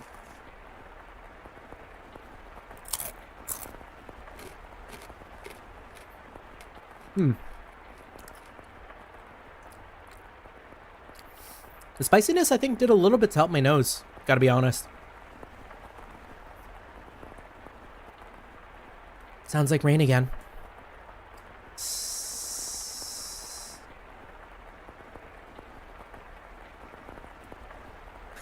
That sucks, man. That's gotta be an unparalleled amount of boredom. To just sit there and be like, I'm gonna make the raindrops in my head. Or the raindrop sounds in my head. What year is it? It doesn't even matter what year it is. It doesn't matter where it is. As long as you're there. It can be anywhere. Or anytime. Anywhere. Where are you, Michelle? What are you doing? I'm still praying. I'm still wishing for you to appear before me. Forever and ever and ever. And ever and ever and ever. I've been praying for so long, I don't even know how long it's been. Before you left, you said you were going to pray too. You said you hoped we could meet again in another life. I'm not misremembering, am I? Michelle, come back to me soon. I love you so very much. But my memories of you are starting to fade. What did your voice sound like? What kind of faces did you make? Where did you like to put your hands on me? I don't want to forget. I want to always remember. My memories of you are the only thing holding me together. But they're slipping away from me. How did you speak? What kind of things did you talk about? Not me, like, equating Giselle to, like, Adventure Time. I just had, like, thoughts of, like, Marceline. I haven't watched any further than, like... I haven't watched too far. Because I did stop watching that, like, eventually. I think, like, during Stakes. But, like, I was like, damn. So, like, think about, like, all that time that passed. I'm losing all these memories. Please, Michelle. Come back to me. Before I forget everything. Or more like Simon, Ice King. A little less unhinged. My beloved master. Well, once you have one Taki, you kind of can't stop yourself from having another. The thought crossed my mind that maybe Morgana's guarantee that you would be reconstructed was just a lie to trick me into staying here. But I quickly discarded that. Because if she had been lying, it would strip all meaning from my very existence. It would take me from my purpose for being here. So I didn't want to accept that possibility. I had no choice but to persevere in my belief that you would return. I'd always thought I would be alright. that my faith would never waver. I still believed in myself. But you can be the happiest, most optimistic, resolute person in the world. You'll still break eventually. And I was at the point where even the slightest tap would shatter me into fragments.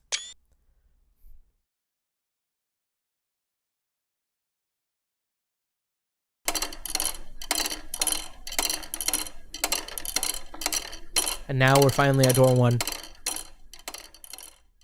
That is a long, long time to wait for literally any human interaction. The music?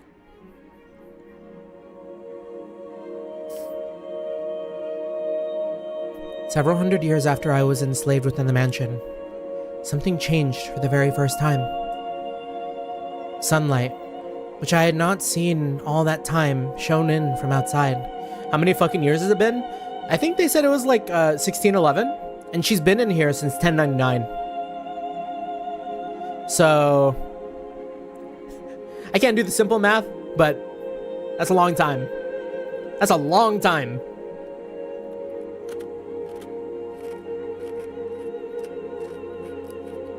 Like,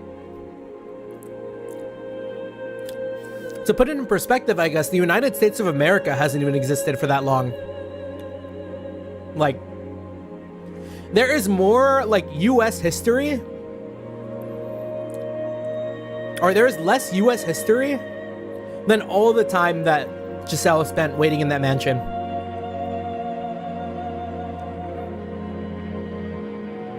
That's fucking terrifying.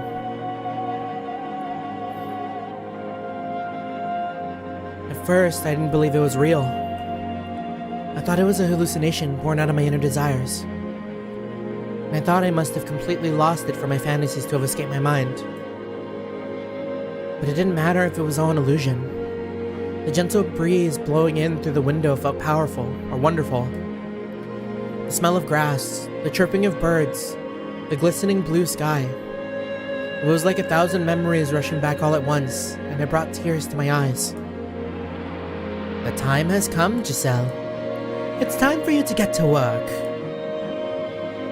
And as she always did, the witch's voice crushed my elation, dragging me back to reality. Reveling in the sight of the outside was the last thing I should have been doing. For it was that moment that began my true decline. Work? What kind of work? Have you already forgotten? Oh, good heavens, do you have your head on straight, my dear? As I said, I need you to watch over the house and show your utmost hospitality to those who show up. This is merely an appetizer. It looks like someone's here. Hold on, I have no idea what I'm supposed to do. Do the same thing you've been doing. Be a maid. Convince the house guests that this is a wonderful place. Make them enjoy their stay. Now go on. I'm quite looking forward to this.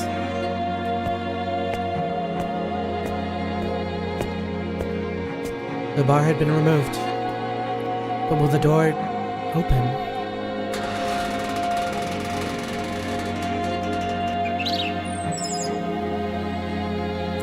Oh, the chills, man. I genuinely got chills there. For so long, the door had refused to budge. For so long, light had forsaken these halls.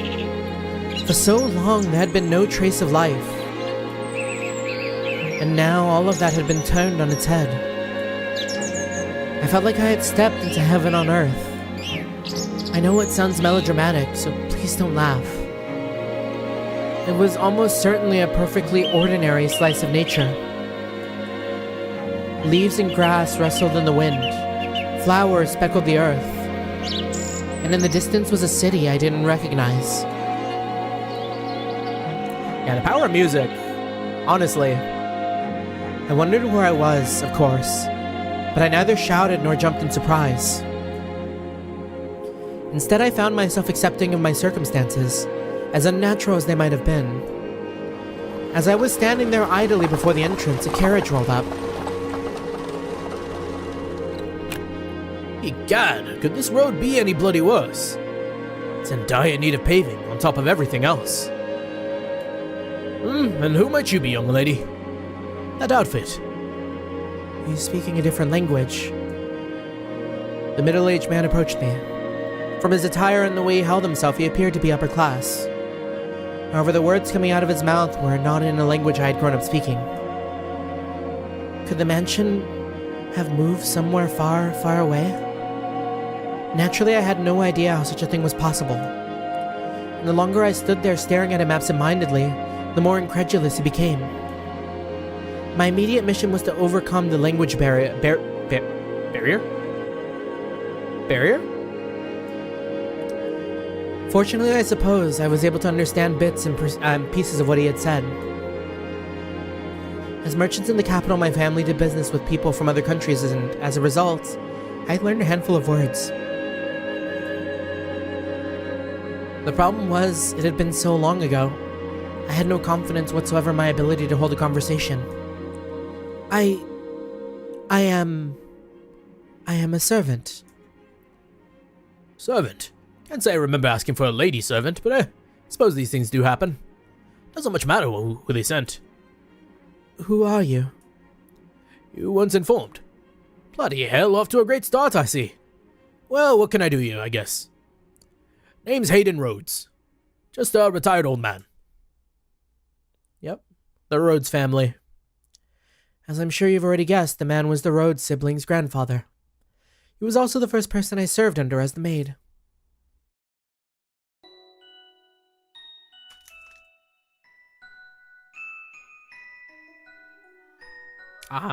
This song again.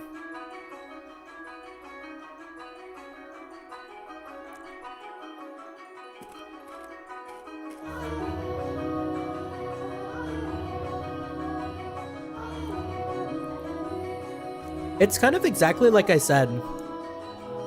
It's so cool when games have like a theme in their music. So like to hear this song and immediately be brought back to like the start of the game, door 1. It's like, it's crazy to me. It's good stuff. Music is so powerful. For a member of an esteemed noble family, Hayden was a bit on the eccentric side. He only hired a handful of servants, claiming he was not fond of a clamor. There was a single chef, a physician, a servant to take care of all the cleaning, and then me, who served as his personal assistant. Yeah, but for me, I'm gonna get ready to go to sleep. No worries, Sky. Thank you for stopping by. I always appreciate it. If we can, we'll do our darndest to stop by and hop in for a little bit tomorrow. Because you said tomorrow you're doing Infinite Wealth? Definitely want to see a bit of that. It's pretty interesting at the start. So we'll be seeing you. If I have a short day at work tomorrow, then all the better. I have more time to like bake. I can have you on the side. Whenever he got a chance, Hayden would chase me down and make me practice proper etiquette. According to him, I had much to learn. You are at least technically a servant to the Rhodes family, young lady, so I can't have you going around playing the country bumpkin act. Yes, sir. And we'll have to do something about that accent too while we're at it. I have an accent. Thicker than bloody molasses. Now I have no interest in sticking my nose into your business, asking where you hail from. But while you're here, you must act a part, young lady. Lucky for you, I'm retired and have all the time in the world. I'll teach you everything you need to know about proper etiquette. All right. Speak up, will you? Yes, sir. Yeah, the timid maid. Very different from what we've seen. Hayden did not go easy on me either. In addition to my day-to-day duties, I studied etiquette, the language, proper pronunciation, and formal diction. Anytime I made the slightest mistake, he would shout his dissatisfaction.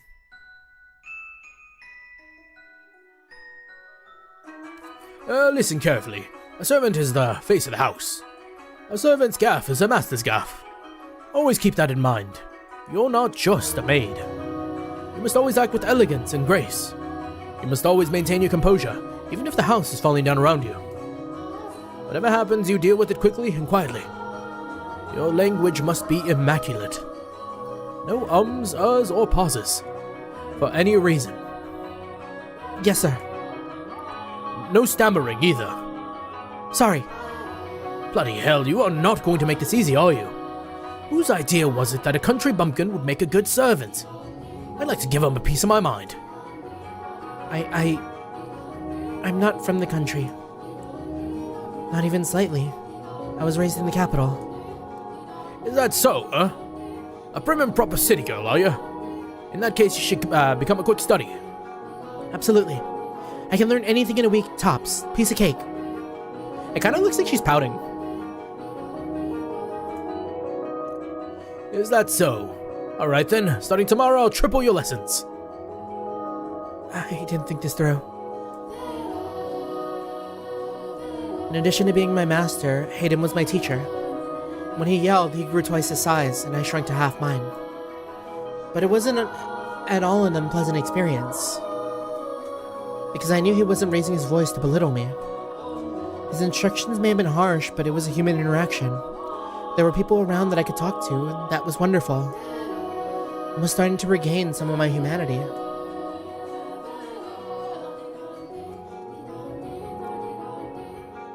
Unlike me, you still got a long life ahead of you, young lady. Oh, wouldn't you know? I don't know what kind of life you lived, but I can imagine it's been all that. It hasn't been all that. I can't imagine it's been all that easy. Not many servant girls your age without a home to go back to. Which is why you need to learn this. Once you've got all the rules and customs down, you'll be able to hold your own at any noble's estate. You shouldn't have any trouble keeping yourself employed. I'm sure you think I'm just a loud, obnoxious old man, but I believe we met for a reason, and I hope you'll stick with me. I don't think about you like that at all, Master. You're a remarkable man. One more time. You can be jokey with it. I deeply appreciate your generous consideration, Master. From the bottom of my heart. Aye.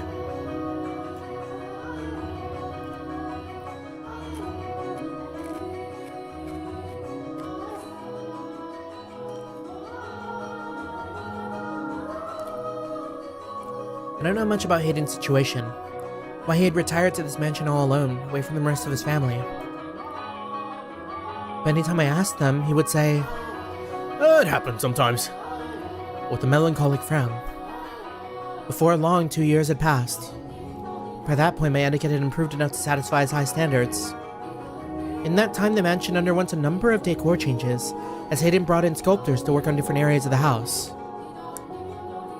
He also sealed off rooms that were just not in use, such as the observation tower and the chapel. It was a sad thing seeing areas with so many memories for me falling into disuse. But as a mere servant, I had no say in the matter. In addition, Hayden seemed to greatly enjoy renovating the house, so I watched him warmly. The furniture was all gradually replaced. Gorgeous paintings hung on the walls, colorfully patterned curtains installed. And then the rose garden. And a brilliant rose garden planted.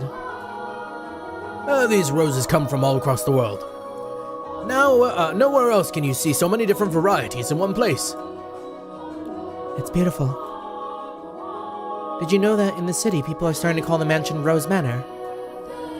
Rose Manor. I think there used to be nothing but weeds here. Amazing how much it's changed. I never thought I'd be able to see the garden turn into something so beautiful. Are you fond of roses, young lady? Yes, red ones especially. Red roses mean a great deal to me. She looks so young here, even though I know it's no change to the art. Just the way she's carrying herself, it speaks volumes to the way the writing is done. She looks so I don't know, childish, childlike. They remind me of a time long past. Given one as a gift, were you? No, I believe I was the one who gave the rose. So red roses are a symbol of my feelings. They're very precious to me. I gave you a rose as a gift.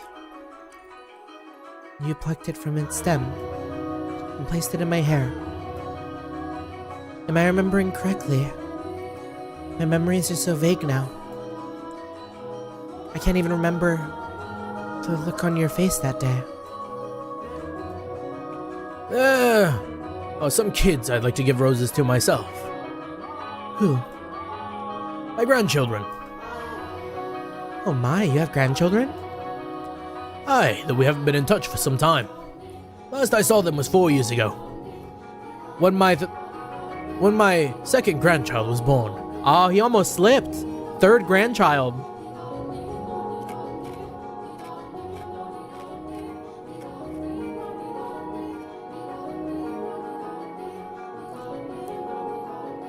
The sweetest girl in the world, with lovely flaxen hair. She's going to be a real beauty when she grows up. Anyways, they're wonderful kids. And one day I want to hand this garden over to them. Each and every rose containing my hope that they'll lead comfortable, healthy lives free of strife. I'm sure your wish will come to pass. Your grandchildren will have wonderful lives. Aye. Let me read that again. Just to, like, go back to that for a second.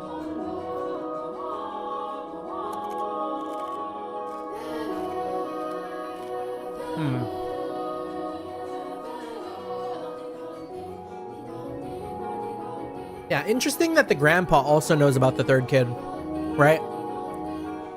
I guess it makes sense. Yeah, flaxen hair. It's the girl.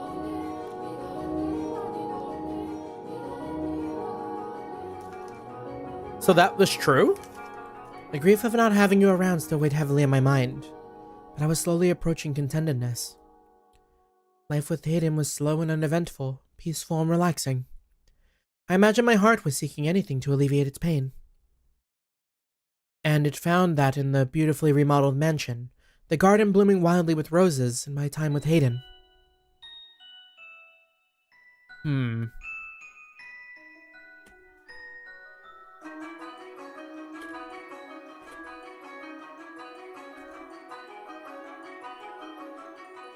There's 5 stories, right? Is this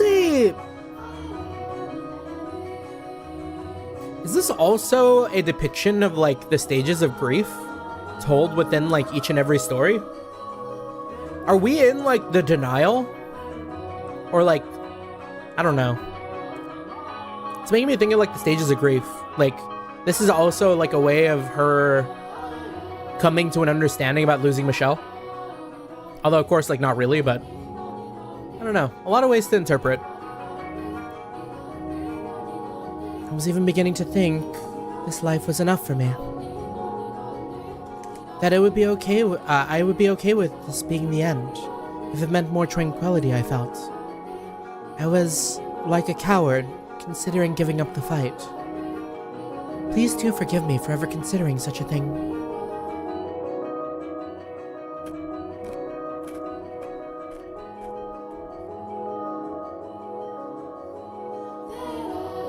Hayden seemed to be in high spirits that day. A gift had apparently arrived from his son, who lived far away. In it was a tea set, some leaves, and a small jar of sugar. Miss. How can I be of service, master? Bring me up a pot of this, will you? Be careful not to steep it for too long.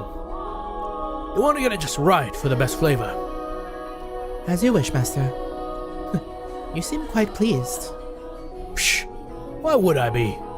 A boy who shunned his old man for years, sending him a paltry gift on a whim. I'm just entertaining his fancy.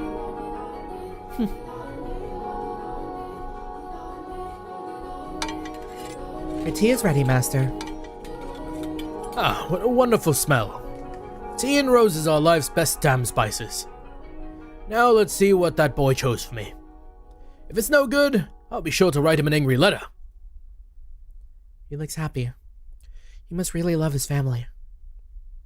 Did he get... What if he gets poisoned? And they take over the house. The music stopped. What if they kill... What if the dad... Okay, now the music's still going. But, like, it felt a little ominous for a second there. It's a little bitter. Shall I brew another pot?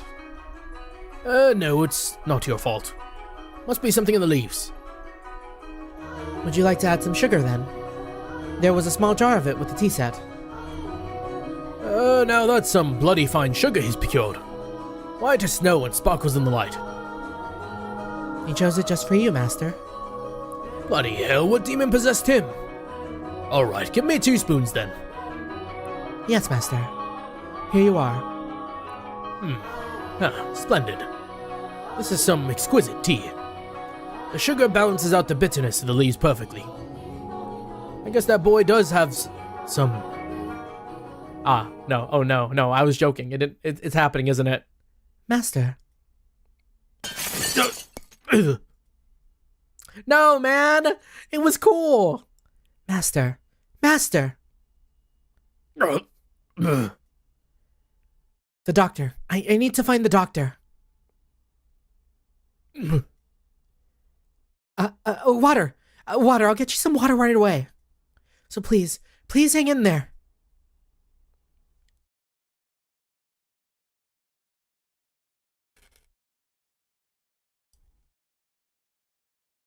And thus forward, every single tea set that came into this house was made with silver.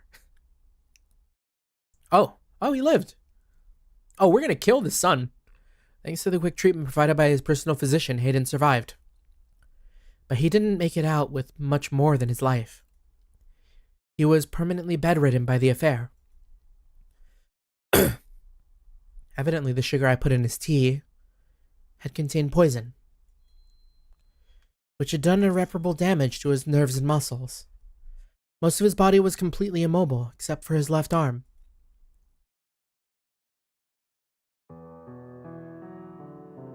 Damn.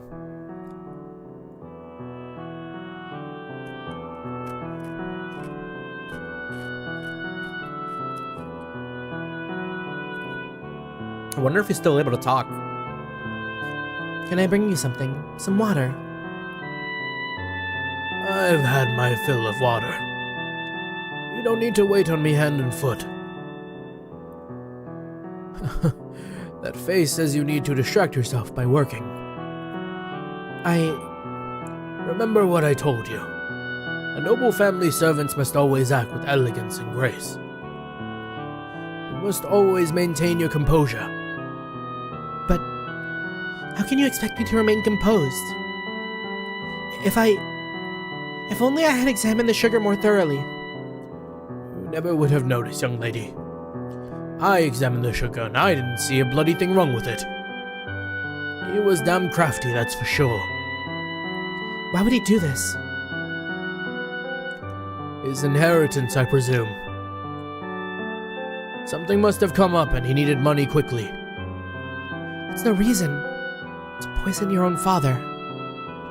Blood is nothing but an obstacle to ambition. Or maybe he just hated me. How can anyone possibly hate you? Perhaps that could be said of me, you know. But when you will live as long as I have, you're bound to make an enemy or two. Mine just happened to be my son. I was planning to give him everything anyways. He didn't have to do this. It all would have been his. Master. Killing me doesn't accomplish anything. But I guess it doesn't matter. Say, could I ask you something, young lady? What can I do for you?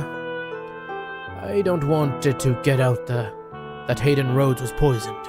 So could you tell people that I passed away peacefully with a beautiful nurse tending to my every need?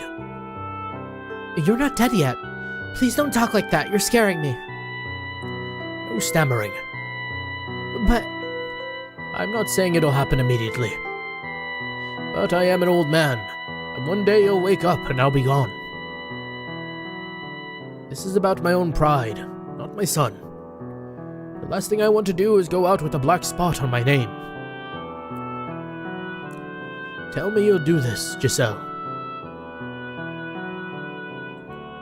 You never said my name before.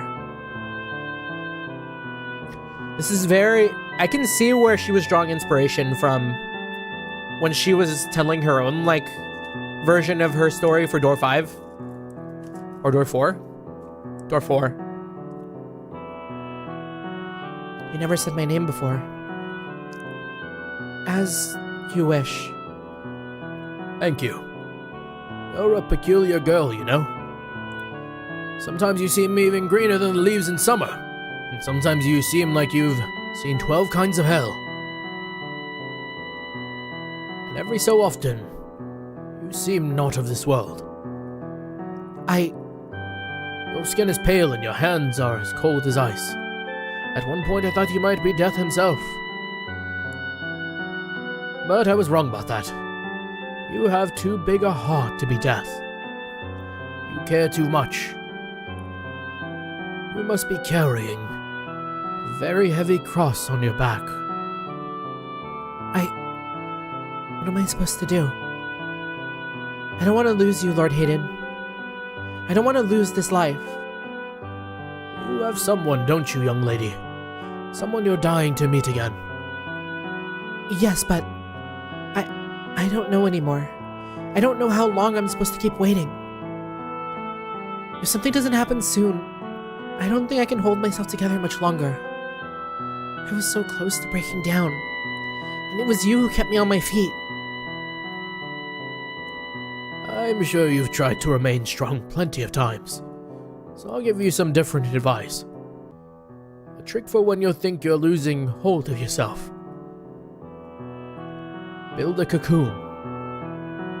A cocoon? A sturdy shell to keep your weak inner self safe. This world has no interest in protecting you, only swallowing you whole, so you mustn't readily expose your true self. You build a cocoon, and you play the role you need to play.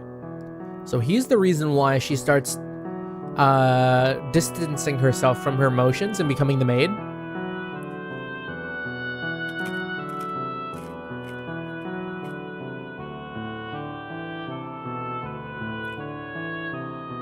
That way, the real you will remain unharmed. It's not pleasant to hide yourself like that, but it's better than letting the world crush you. But a word of warning, if you spend too long in the cocoon, the real you is liable to disappear forever. Damn. You'll be swallowed up by your own protective shell. I hope you find whoever it is before it's too late. Now, I think I'll get some sleep. All this talking has worn me out. As you wish. Good night, Master. See you in the morning.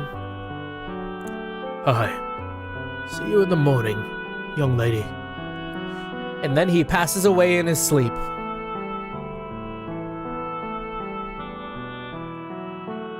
No! The gift of prophecy. The next day, Hayden was dead. He had strangled himself with his left hand. Oh, that's way more brutal than him just passing away peacefully. Holy hell. I should have been more attentive. I should have recognized how much pain he was in. How much it crushed him to have been betrayed by his own family. How hard is that to do? I can't imagine strangling myself.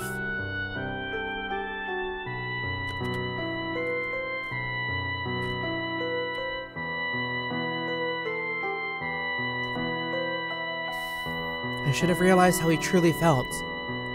How fragile he really was. Like, the thought of me trying to, like, strangle myself, I feel like I would go unconscious and then I just wake up and be alive again. Like,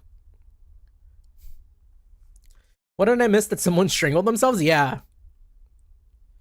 Yeah, having the strength despite losing strength during strangulation. Yeah, exactly. It's like kind of wild. I fell into a hopeless gloom. I could hardly believe that the quiet life I had finally attained had been shattered in a blink of an eye. Hayden's other servants quickly went their own way, and I vividly remember the dirty looks they all gave me. Because she was the only one attending him. Everyone who knew how he had died assumed I had done it. I had no reason to kill him, though.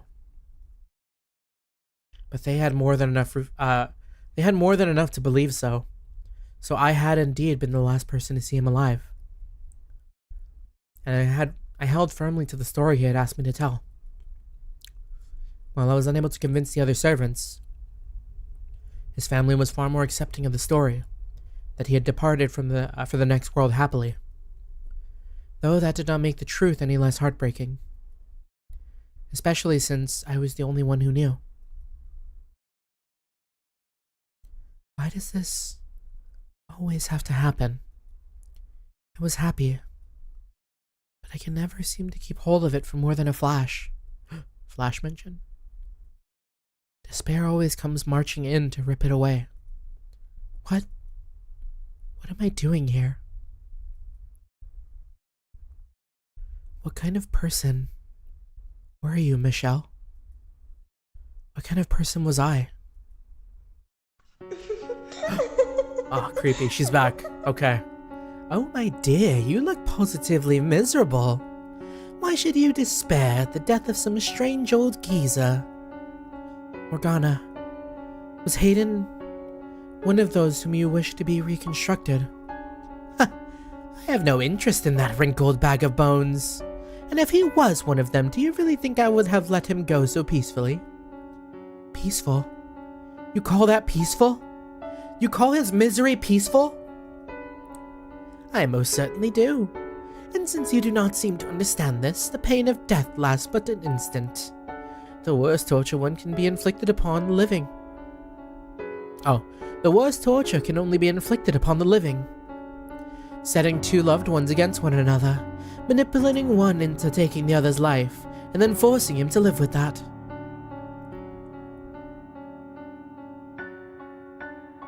The stage hasn't even been set yet, my dear. You would have me play a part in that.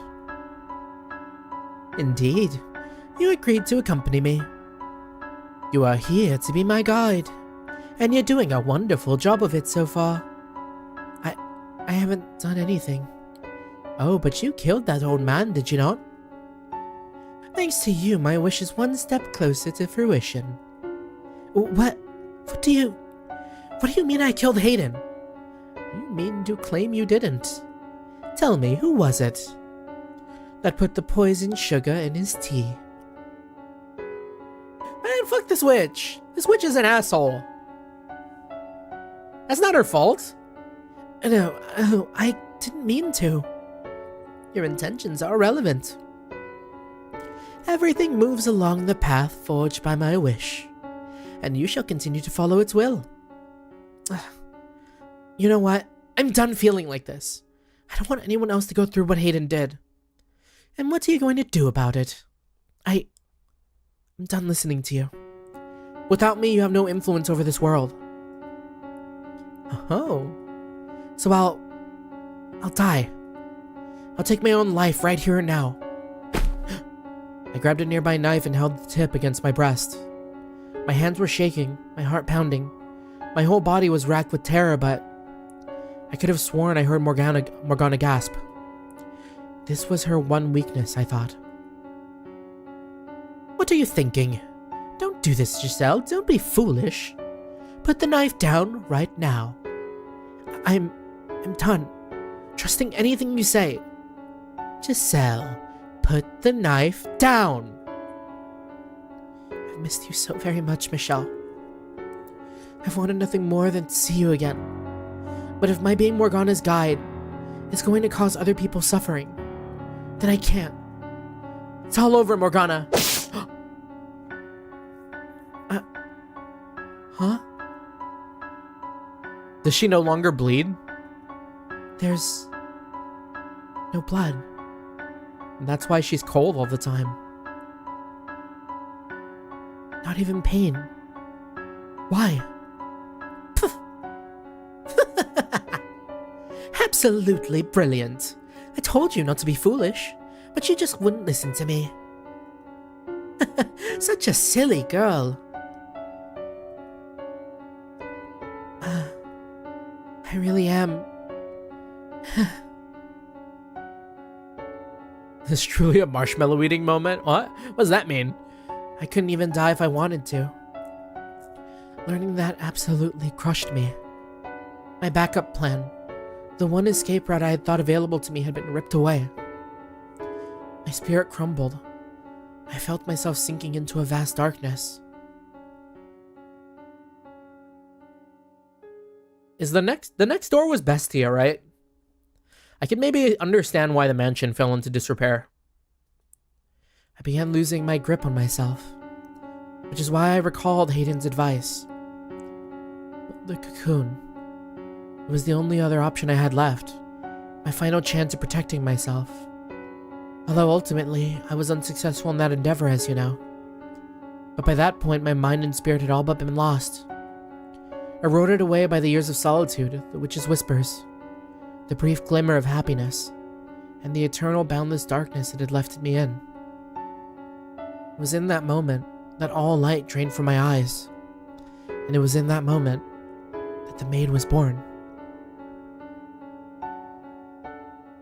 Yep.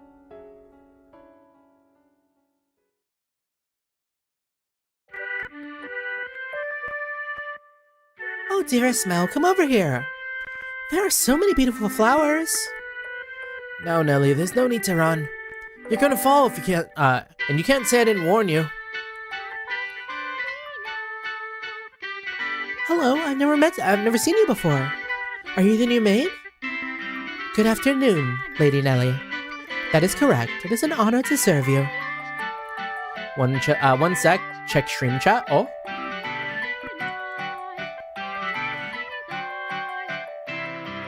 Ah, okay, I see. Ooh, marshmallows. Very nice, very nice. Oh, did you do all this? I did not. The garden was your grandfather, Lord Hayden's work. Wow, is grandfather a wizard? Perhaps he was. I am sure he would be delighted to know you like it. Did grandfather like flowers? Yes, he loved them quite dearly. Wow, I love flowers too. I've never seen a garden with so many pretty flowers. Did you know this kind of flower is called a rose? Just like our name. Why yes, they do sound alike. Unlike the flowers, you are also a very sweet little girl. Nelly is like a rose? Say, what's your favorite color of rose? I like all colors. But you don't like any of them most? That's too bad. My favorite's pink. Pink roses are so pretty. Indeed they are. Ah, jeez, there you are, Nelly. My apologies. Please don't mind my sister. Oh, not at all. We were having the most wonderful time. That's good. I imagine we'll be seeing each other around, so it's a pleasure to... Dearest Mel, let's see what the inside's like. Mother says I have my very own room. Slow down, Nelly. I beg your pardon. The inseparable siblings ran off towards the mansion, hand in hand. And so the music left too.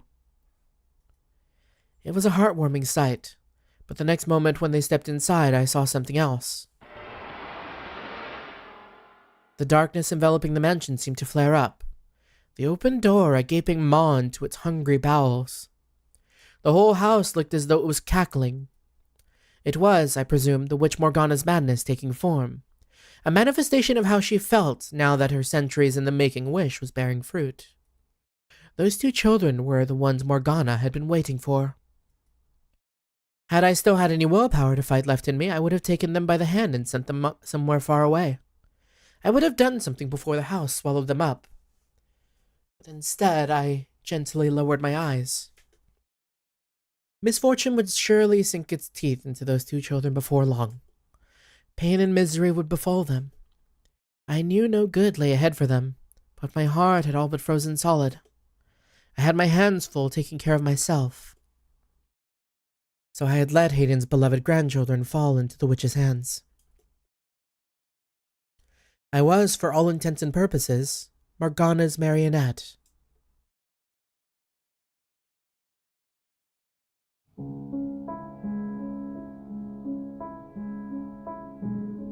She's gonna be tweaking.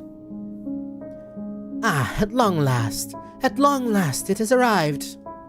The time I have been waiting for so long has finally arrived.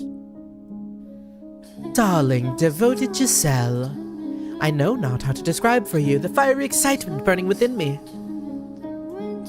Oh, I know. I can tell you my story. Tell you exactly what that mild-mannered little boy once did. You'll be open to listening now, won't you, my dear? And you'll surely understand that I'm doing nothing wrong. Because you're my ally, my trusted servant. You and I, we live in the same world. We're as close as family, are we not? Yes, as you say. So let us curse them, all of them.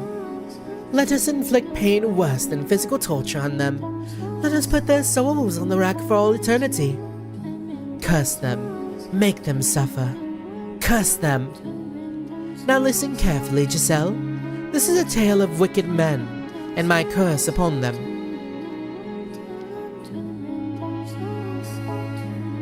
The witch spat her curses for some time, the bile overflowing from her words, the pure, unadulterated hatred brimming within, consumed me more than the horrifying things they described. She was brutally honest, each word a carefully sharpened blade of animosity. How much bitterness did you have to carry inside you to become like her? How long did you have to feel nothing but hatred to become like her? I felt like if I let my guard down, I'd be consumed by her enmity. It would become mine, and I would grow to despise them myself. All the while I kept my mind on one single thing. That is, what was left of my mind, locked away inside a shell of my own creation. It was that solitary truth that allowed me to hold on to my human emotions, to continue believing. I'm always waiting. My love will never fade. When I was still my old self, I called them Master, and I would do anything for them. Michelle. That was their name. They were beautiful. They had pearly white hair and ruby eyes. They are going to come for me. Oh, she's forgetting. It's leaving her. That's... Oh no.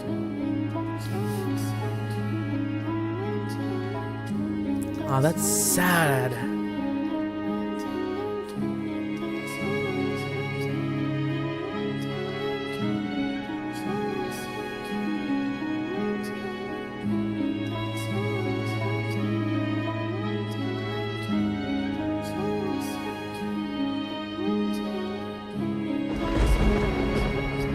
Oh, whoops. I mic muted. Let me do that again.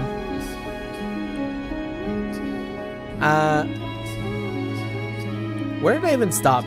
Because I had to blow my nose. I stopped for a second. I think I stopped here.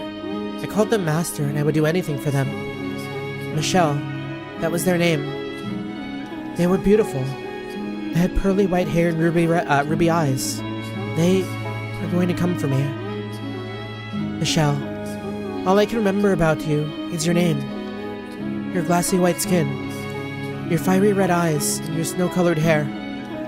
Nothing else. And that's why when I saw her that night, dripping from the storm raging outside, I thought, you're finally here. Because I didn't remember enough to know any better.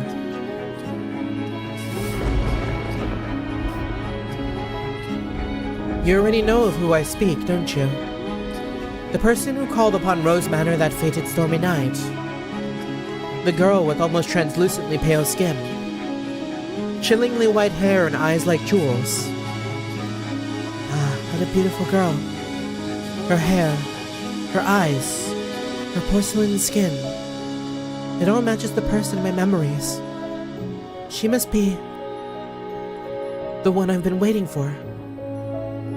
If she is...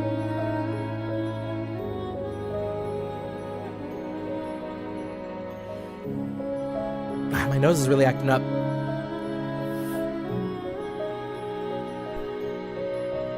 Is something the matter? No, I just thought I felt someone watching us. It's only your imagination, I'm sure. If not your imagination, then perhaps some unseen force was watching you. Unseen force? Are you familiar with how people refer to this mansion? Rose Manor. Yes, indeed. It is called Rose Manor because you can smell the sweet fragrance of the rose garden even at a great distance. But that is not what I meant. It is said that a witch resides within the house. A witch? I have not heard any such stories.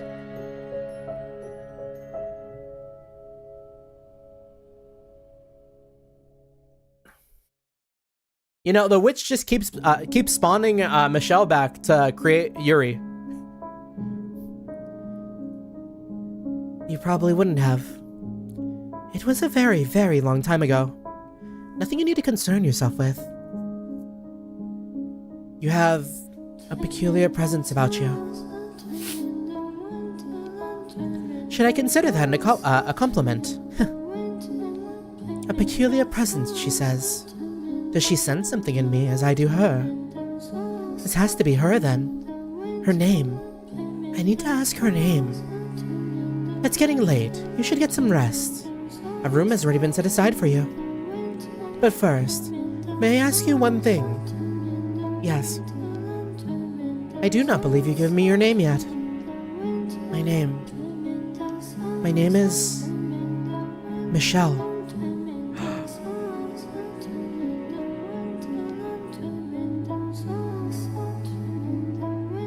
Damn. Finish 2 memes, put them in Discord. Thank you. But like, damn. That can't be a coincidence. Simply remove the LE.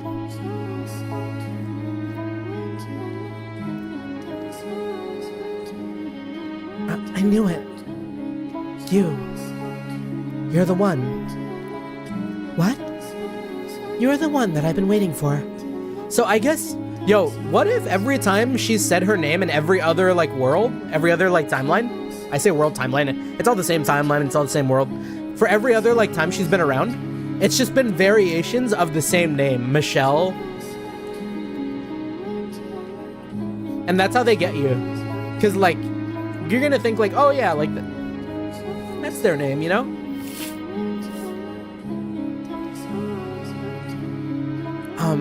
Like when I was doing the letter counting. I have endured so much in anticipation of this moment so that I could reunite with you. You came to this place to see me again, did you not? Held tight to those wonderful memories until you could make it back to me. I never gave up hope. I always believed, and I hope you'll praise me for that. And I ask you to please say my name. To please make me. I don't know anything about you.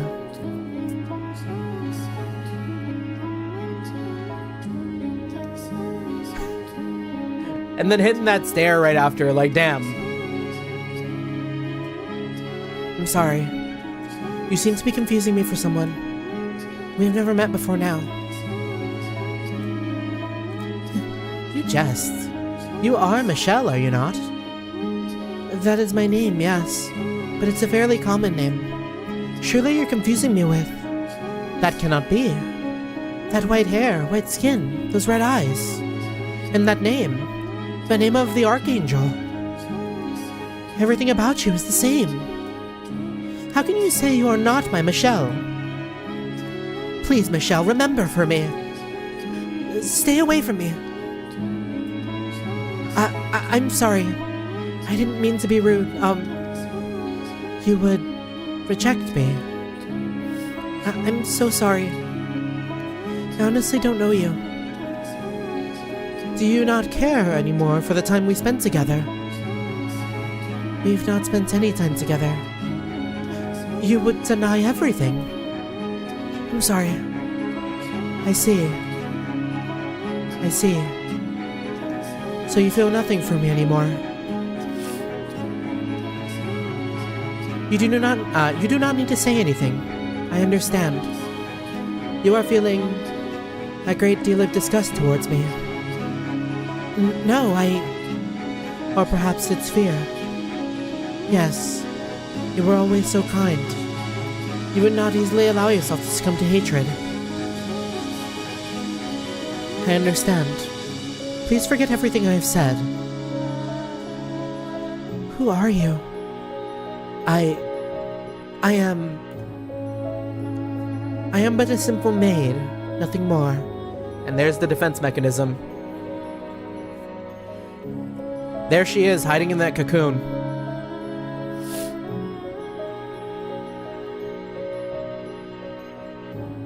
Laughable, isn't it? I no longer recognize Michelle as anything more than a concept. Man or woman, elderly or infant, as long as they had white hair, red eyes, and the right name, they were you.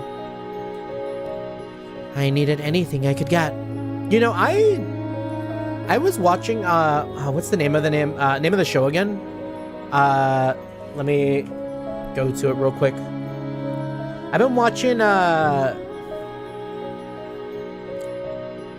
watching Shabake, if y'all are familiar. This airing this season. Episode 7. The last episode, I think, that came out 3 days ago. Really, really reminiscent of this part of the story here.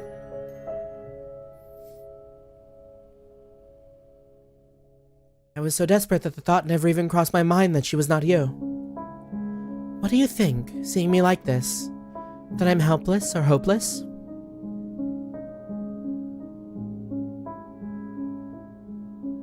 Listen to this, Morgana.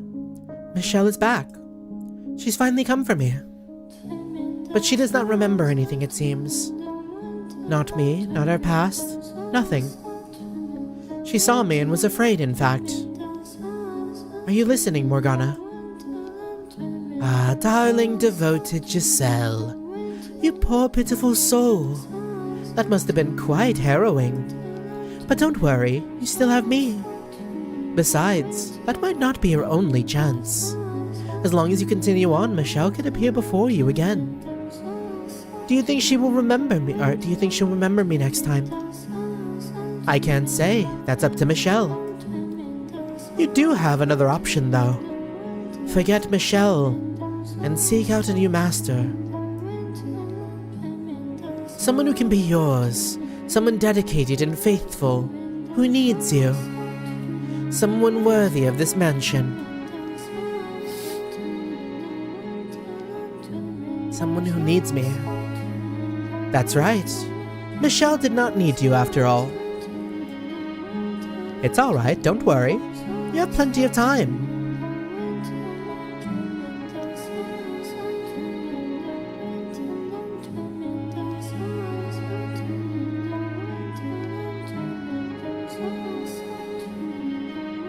Yeah, and here's it all happening again. So there was truth to this story.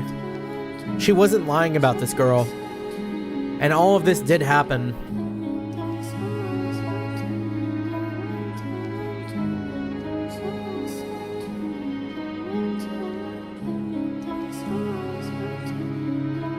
And there she is, getting prodded about if she actually loves Mel or not.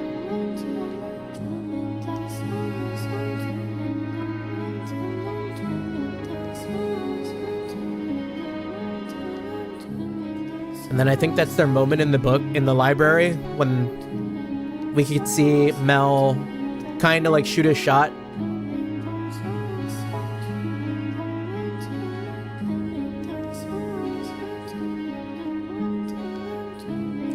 It's all still so vivid to me, which is like kind of cool because it's been like so long since we started this game at this point, because I'm on what, stream 9, stream 10? That's already 2 months. I've been playing this game for quite a while now.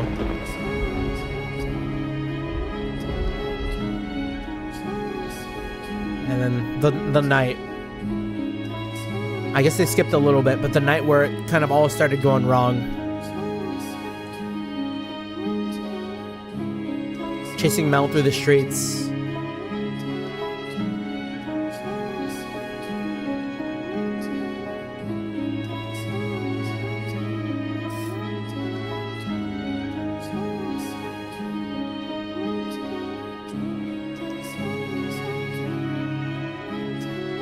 in the rain.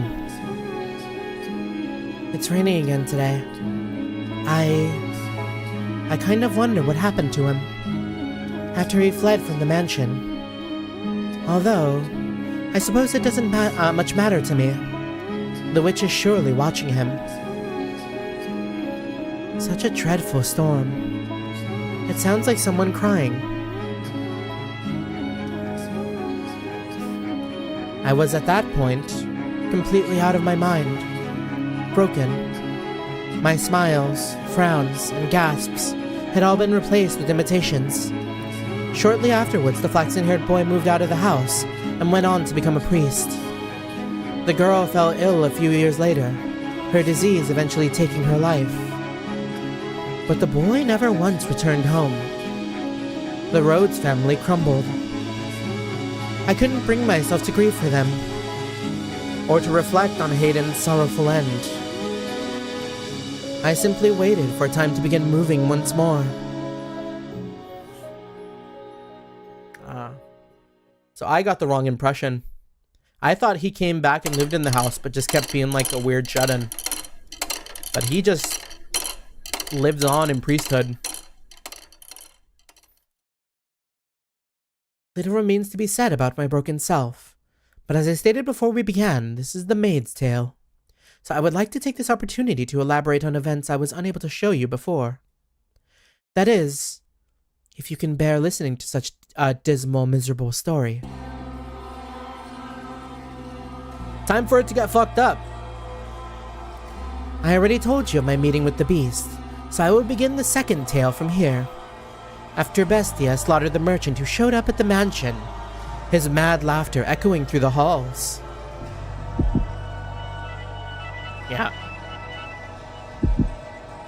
Oh yeah, he that's coming back to a certain point. I like the deep voice I gave him or whatever. If there's one thing I forgot, it's maybe how that went. He's Morbin, as Flash would say.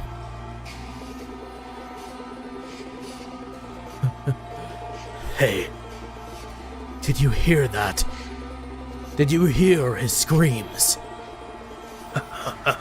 He said I was a monster. A mutilated body lay splayed across the living room floor. As you can imagine, that was my first time ever seeing such a bloody, mangled corpse. I could not look directly at it, so I averted my eyes. Hey, you saw it. I just proved that beasts are stronger than humans. Indeed you did. I know. I've got a great idea. You asked if I wanted to become the master, and I said I did. Which means you work for me, isn't that right? So you do whatever I tell you to do, won't you? What would you have me do? Chop up his arms and legs, and make a stew out of him. And don't you hesitate, or you'll end up like him. Yes, Master. He's trying to assert his total dominance over me. That's not proper behavior for the Master. Although I am the one who offered him the role. Do it. He's an utterly mad beast. But am I really all that different? There's blood all over my hands. It sounds like someone's laughing. Is it him? Or is it her? No matter what happens, it won't affect me. The cocoon is not the real me.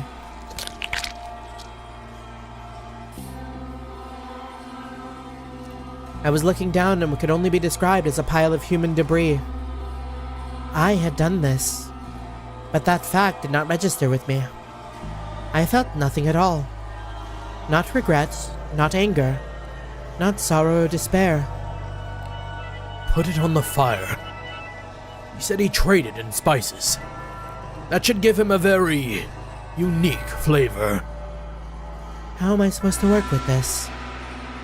I was, quite simply, puzzled. No one had ever managed to request of me in the hundreds of years at the mansion. That's all I was. Puzzled. But he interpreted it as hesitation or fear.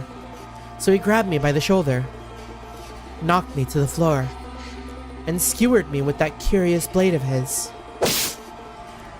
But there was no blood. For the first few moments, he wore that deranged grin of his, but as the seconds passed, it slowly transformed into shock. Not a drop of blood spilled from my breasts. And the instant he realized it, I saw revulsion in his eyes. Him, of all people. A man who cackled as he slaughtered others was disgusted by a mere maid. It was absurd. Imagine even Bestia being scared. Yeah, right? I mean, it's... Yeah, I don't know. I mean, this guy's a piece of work. I don't care for him in the slightest. Let him be scared. So much so I wanted to cry. You. Is that all, Master? Are you not going to dismember me? You could try stabbing my face, or my neck, or my stomach, or any other part of me. Maybe then I might die. Oh, now, don't look at me like I'm some exotic creature. Stop that. Quit laughing. Why should I? My only distinctive feature is my smile. I have nothing else. My hands are covered in blood, but I can still smile. It's ridiculous. I get it now. You're the witch, aren't you? Ah, I see. Only monsters ever had a place here. Every so often I hear a woman's voice in my head. That's you, isn't it? You're the witch. Monster, witch, maid. What am I? Who is Giselle? Michelle said that she was spirited, true to herself, that she often laughed and cried and shouted. Oh, Jesus.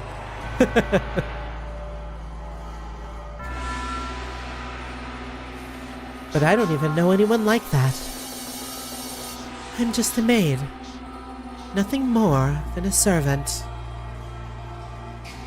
The woman's voice he had said he had heard was probably the real witch. But I had no interest in that. Archelaus didn't see it. The jump scare. I almost would have preferred not having to think about anything at all. Nothing would cause me to waver if my head was empty. A world without joy or sorrow. Sounds quite wonderful. But nothing ever went the way I planned. For the white-haired girl whom I thought I would never see again appeared before me once more. I was quite nearly in a panic. Beneath my perfectly practiced smile was a veritable storm of emotions. Faint hope flared up within my shell. Perhaps this time, Michelle would remember me. But that hope was, unsurprisingly, in vain.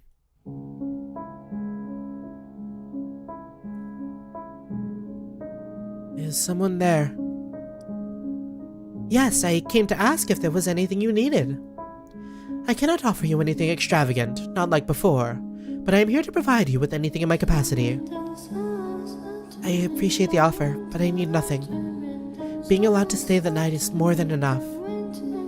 Do you work here in the mansion? Yes, indeed I do. I have been here for a very, very long time. A very long time? You might think this is an odd question, but have we met before? Something about you seems familiar. Yeah.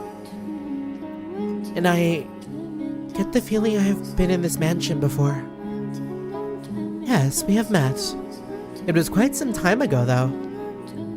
When was it? It was an unimaginably long time ago. Do you remember a boy and a girl with flaxen hair? Flaxen hair. I apologize. My memory fails me. Do you not remember me either? I was afraid of this. She doesn't remember anything this time either. But I will not be so pushy this time. I could not bear to be so blatantly rejected again. I see. You should probably not push yourself to remember then. There were joyous times and there were less than joyous times. But you would be so kind as to answer. Would you be so kind as to answer one question? What might your name be? My name? My name is Michelle. White hair, red eyes, and the name Michelle. Why must you continue to bring me pain? Why can you not set me free as you were supposed to? I see. So you are Michelle again. Again? You should get some rest. I will make tea for you in the morning. Also, go on, close your eyes.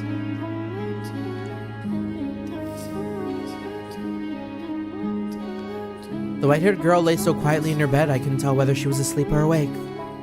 Even the sound of her breathing was too faint to hear. Standing over her, looking down at her, the locked-away despair and wails of lamentations I thought myself no longer capable of came bubbling back to the surface. But can you honestly blame me? I had been waiting for Michelle for so long. She was the one thing holding me up. She was the only thing keeping my broken self from falling apart completely. Yet she claimed not to remember me.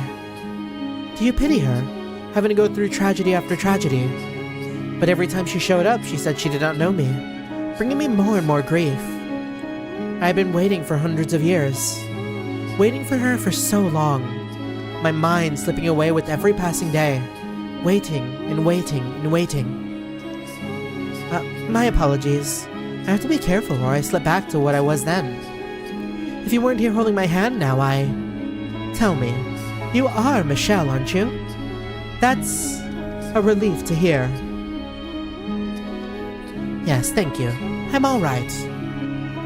Do you think I'm as muddled as I feel? Let us return to the tale then. You don't know what it feels like. You don't know how much it hurts. For someone you've waited for so long to say they don't know you. You have no idea how much it crushes me. Rather than feel like this anymore, maybe I should just end it all with my own hands. Is she implying that she's going to kill Michelle? Because she can't kill herself. Oh, fuck. I reached my hands out towards her slender neck. I was not an especially strong woman, but I thought even I would be able to suffocate her with relative ease. She was blind at that, so she wouldn't be able to run. However, that was the one thing I could not bring myself to do. I can't do it.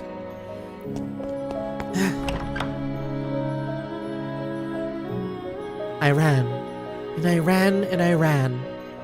Though I knew I had nowhere to run, plunging myself into the mansion's darkness. I did not want to be there any longer. I had not wanted to have anything to do with her. But being an inhuman inhabitant of the house, I could not close my eyes or plug my ears to what happened within its walls, as much as I may have wanted to, and that's why she wasn't really around for this door. It didn't matter where I was. I had no say in the matter.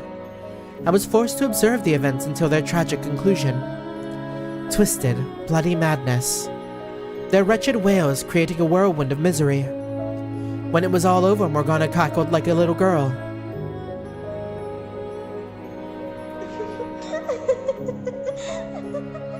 Go on, you have a laugh too, my dear.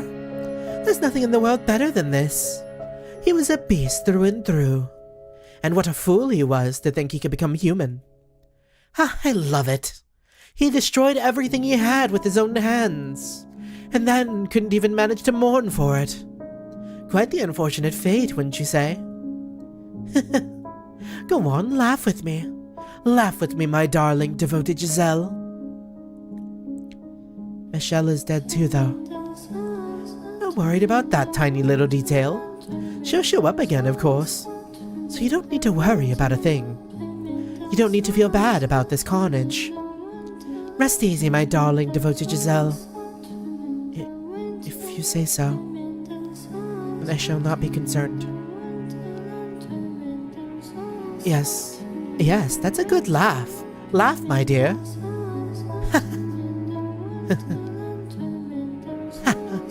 Yeah. Yeah, the cocoon gets bigger and bigger every patch. Every patch, every life. Almost 100 years between every one of these two.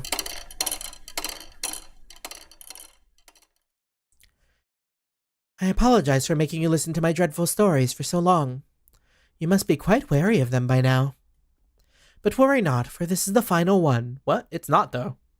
I mean, the maid was not in the Jacopo story, but... And despite being the end, it is neither dramatic nor exciting. It was a single phrase. The most... Oh, wait, this is the Jacopo one, isn't it?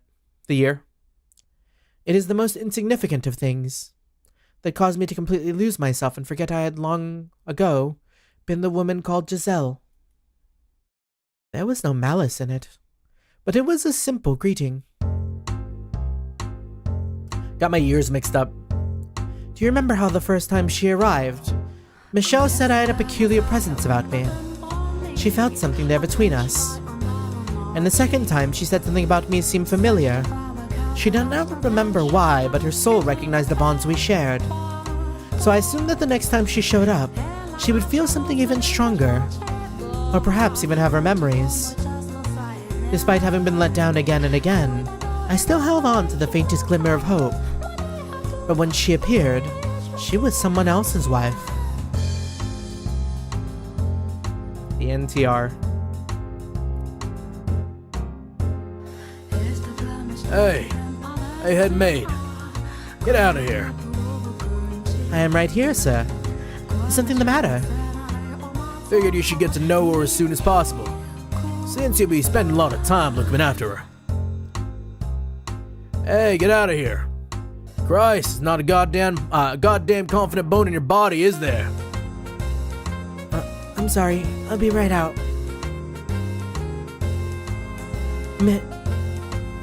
The first thing she said was, when she saw me was, "It's a pleasure to meet you." It's a pleasure to meet you. What had I spent all that time waiting for?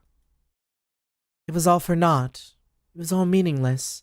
The way the music cut out immediately as she said that too. In this era, she felt nothing at all for me. In retrospect, it makes sense, though. But for me at the time, that was the end.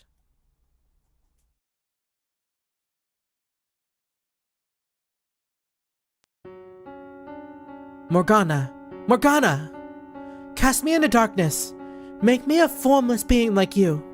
I don't want to be here another second! I don't want to look at her ever again! Morgana! Morgana! Please listen to me! I'm begging you! Now, what's the matter, my dear? It's not like you to throw a tantrum. I can't take it anymore. I can't do this.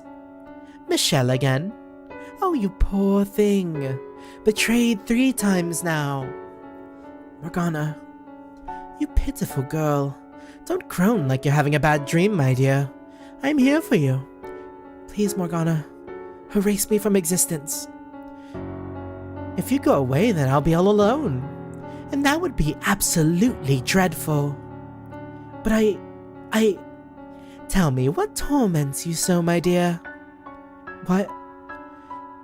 Michelle, whom I've been waiting on for so long, doesn't... Oh, you poor thing.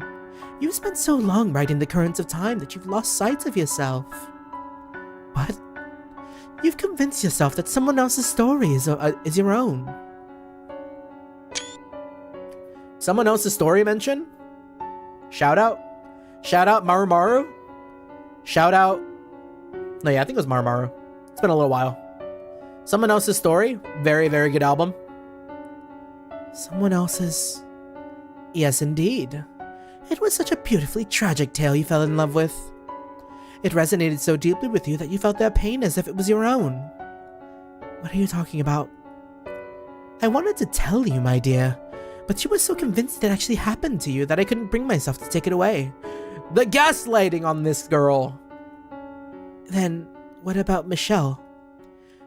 She is not the one you're waiting for, and you are not hers either.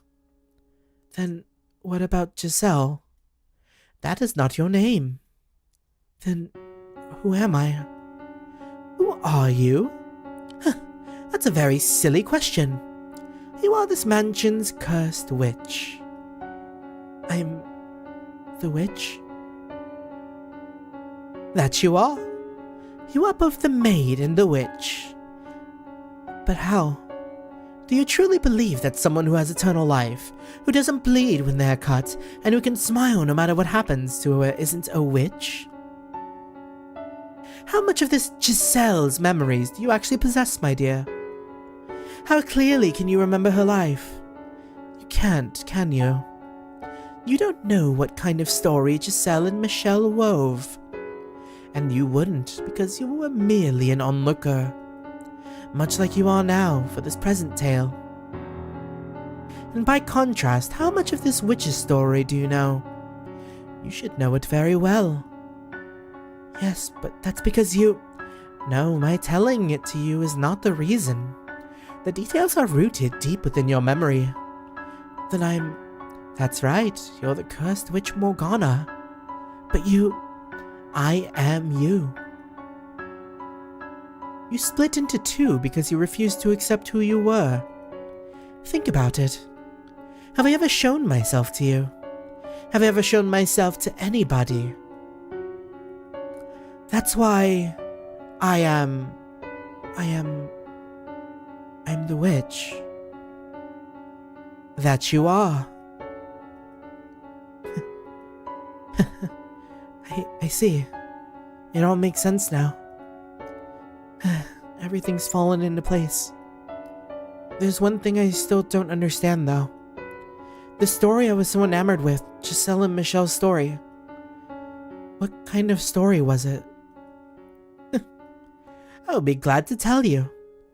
You look like you're more than ready for the truth.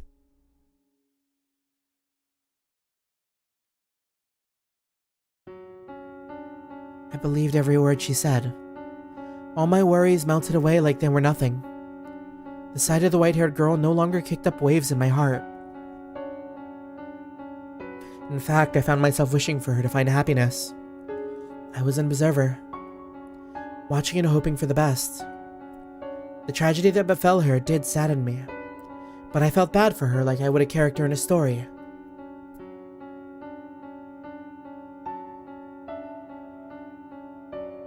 Yeah, I think it's just Morgana's conditioning her to like take over the body, right? That could be something.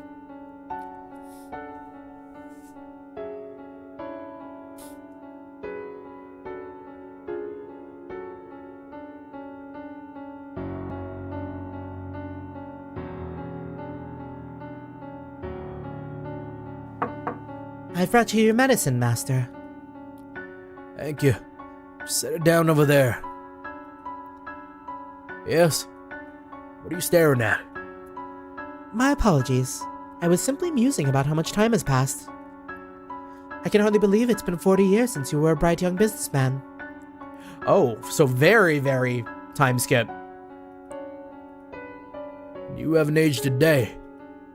Why, thank you. I am a witch, after all. Well, I don't much care what you are. You could be the Grim Reaper for all I care. You still work harder than anyone else. May I ask you a question, Master? What is it? Why have you not returned to your homeland? I thought it was a place quite dear to you.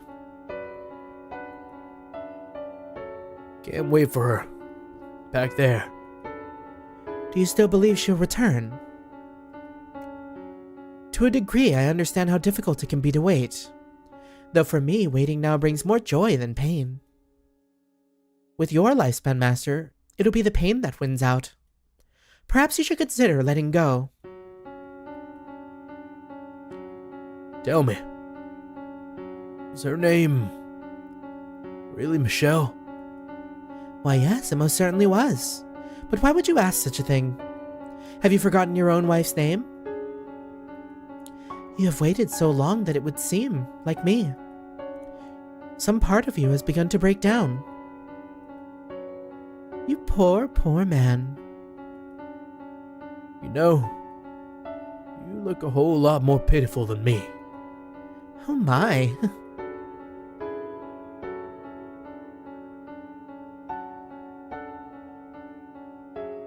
Oh, there you are. What has you in such a flurry, my dear? You are a noble servant. You must maintain your composure at all times. But the master... What about him? He was found deceased in his chambers. The doctor just came out. He said it was his ailment, and it would seem like the master knew his time was short, for he left a will, asking not to be given a funeral. I see. I feel kind of bad for him, though. Not only did he not have anyone at his side for his final moments, he didn't want to be sent off at all.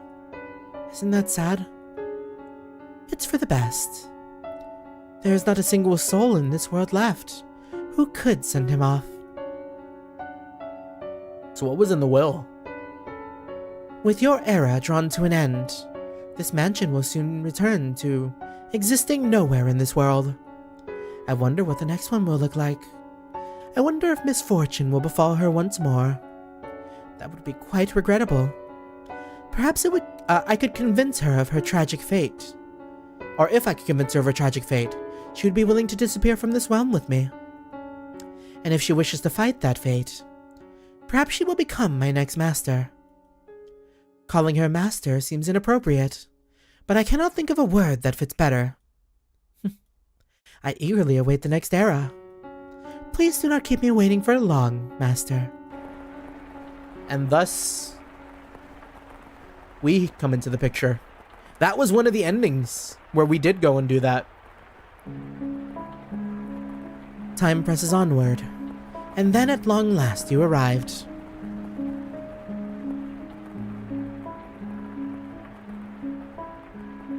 How splendid.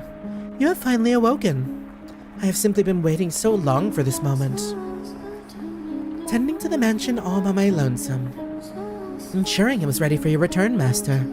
Whenever that time may be. When I caught sight of you through the window, my heart fluttered. The time had finally arrived. Oh my, you do not know who I am? Do you not know who you are either? That is quite the predicament. Then how about this? I am a servant of this mansion, and as such I am familiar with the many incidents that have taken place here. I shall show you the history of this house, master. Let us be off then. And fear not, I merely entreat you to not let go of my hand. Should you hold it tightly, you need not worry about being washed away by the waves of history. No matter what happens, you mustn't let go of my hand.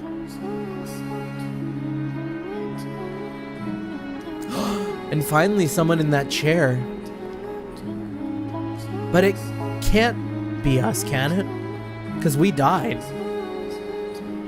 No matter what happens, no matter what you see, never again let go of this hand. So who are we? That is everything. I prepared a number of things to say when she was finished with her tale. But I can't imagine, or I can't manage to put any of them into words. I almost hate myself for thinking it would be so easy. For letting myself hope I could simply pull her back to her old self, accept whatever had happened to her, take her hand in mine, and that would solve everything. The truth is so much worse than I imagined, so much more harrowing. She was subjected not only to her own terrible fate, but every single one of this house's tragedies. The tales she told me are things she witnessed with her own eyes. How can I possibly blame her for forgetting me? For forgetting herself? After so many hundreds of years. No. I should be. Why? Why didn't you come for me? Why couldn't I have returned before she was so far gone? Why? Why did you show up now? Yeah, right when she came to terms, honestly, like in a way. In a fucked up way. Just to reopen those wounds. Make it hurt even more. That's what the witch is about. Giselle. Because you opened the door to my memories, I now remember everything. But I didn't want to remember. I didn't want to be reminded of all those empty years. Of the people who passed on, leaving me behind. Of you, who refused to show up no matter how much I begged. I am not the Giselle you knew anymore. I may have my memories, but I cannot go back to that time. My hands are stained with blood, my soul worn thin. The girl who would laugh at the simplest things, who would tell silly jokes and wasn't afraid to speak her mind, doesn't exist anymore. That Giselle is dead. How can you say I am the same girl? How can you say I feel the same way I did? How can you be sure that even now, I still love you? If it's like it's because you haven't let go of my hand yet type thing, like, damn. Can you deny the possibility that I no longer yearn for you? But the white-haired girl, can you deny the possibility that my love for you has transformed into hate? She brings her hands up to my throat, and I make no attempt to move out of her way. When her fingers brush against my skin, they feel as frigid as death itself. Far colder than anything I had ever felt from her thus far. If she were to wrap her hands around my neck, she wouldn't even have to squeeze to stop me from breathing. This is our fork in the road. One word will decide everything. I don't have much time. I have to say something before the cold robs me of my voice. Oh. I wanted to deny it. She may have forgotten me, but what she felt still remains, as evidenced by her attraction to the white-haired girl, who had many physical similarities to me. Her feelings are still there. I sincerely believe that. But her arctic gaze caused me to waver for the briefest moment. Perhaps I only wanted to deny it for my own selfish reasons. It was only a few short seconds. But those seconds decided it all. Farewell, Michelle. She slid her slender fingers down my neck, then gently shoved me back.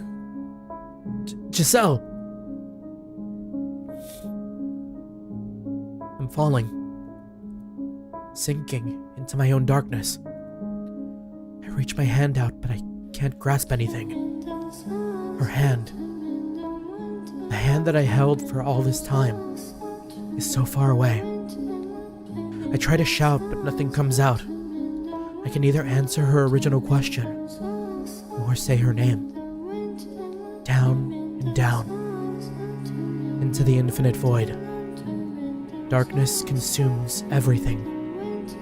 My voice, my hands, my very being, and her gaze. My consciousness slips away. Why? Why did I hesitate? I wish I could have at least told you that I still loved you. Even if you did not love me.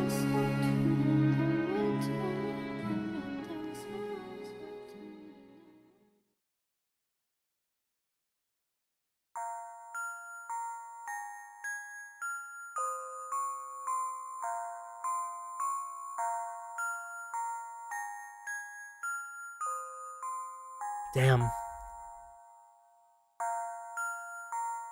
And the new memes are done. And maybe this stream, I think, I'm gonna have a hard time leaving it anywhere else if I keep going, and we're like right at time, actually. It's crazy how well timed out that was. Another cliffhanger. God, this game is so good. This game is incredible. And this song too. It's like haunting. I'm kind of wondering if this is an ending. Because I personally didn't click deny it. I moused over it. I stopped for a second because I wanted to make a save. This might be an ending. Because I didn't click deny it. I might have got QuickTime evented.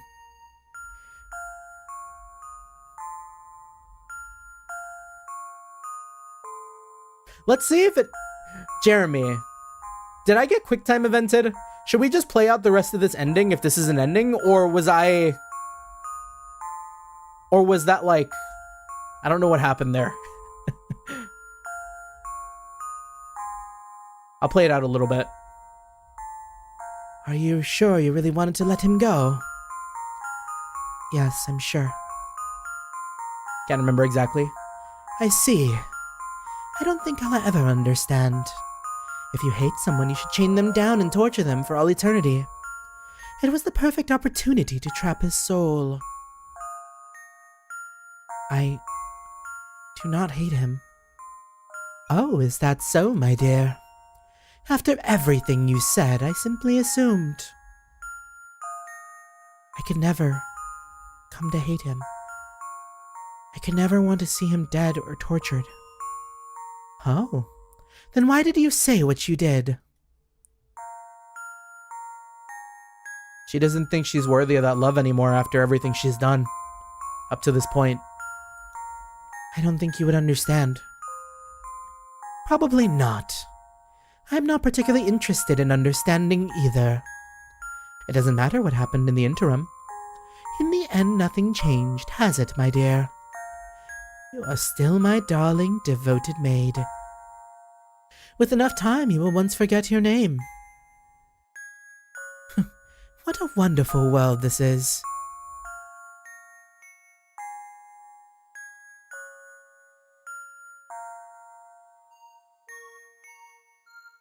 That is an ending. Fuck! We got QuickTime evented. I was supposed to hit that shit quick.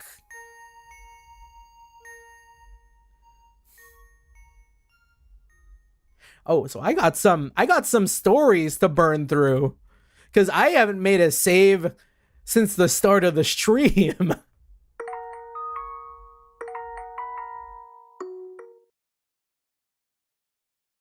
How far back do we get? All the way back, Archeolus. All the way. Yeah, no save. I mean, honestly, it's not going to take very, very long. Yeah, the skip button is like super duper fast. Like... Meow. Like that, like as much as I've already done here has probably been like an hour.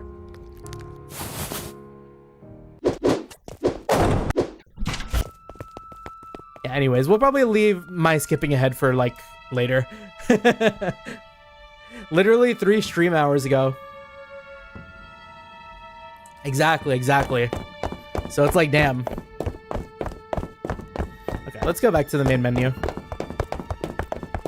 Yeah, if that wasn't a sign for me to like call it, then like this is the sign. So yeah, we'll go ahead and call it here. Another really, really good session. I'm glad we were able to see more of how she kind of became the maid. And it was cool to kind of like flash through every single one of those like generations of like romances, because yeah, that was a lot of waiting. Get you someone like that. I mean, maybe a little fanatical, I won't lie, but that's love. That's love right there. Yeah, so I'm thinking next week is gonna be like relatively, and I say relatively, like very, very like liberally. Or yeah, I think that's the way I'm supposed to phrase it. Because we're probably only gonna stream on Friday and maybe Sunday, depending on how we feel. because I have a lot of preparation to do leading into Thanksgiving. So I'm going to spend like all of that time that I would have been streaming on getting things ready on my end. So for the next couple of days, we will be seeing nothing over here. I'm maybe like to take like a break. I might like make a short to come out like around Thanksgiving. Because I know we've definitely had a lot of moments that I still haven't like scrubbed through. So we'll probably do something like that. And then it'll be likely next week where I hop back in. Of course, I'll be around in the Discord, posting my usual shit. So it's not like we'll be gone, but we will be taking like a short break for the holidays. But yeah, that being said, GG's. Maybe let's go ahead and see if there's anyone to raid into tonight. Now, I am looking at my subscriptions here.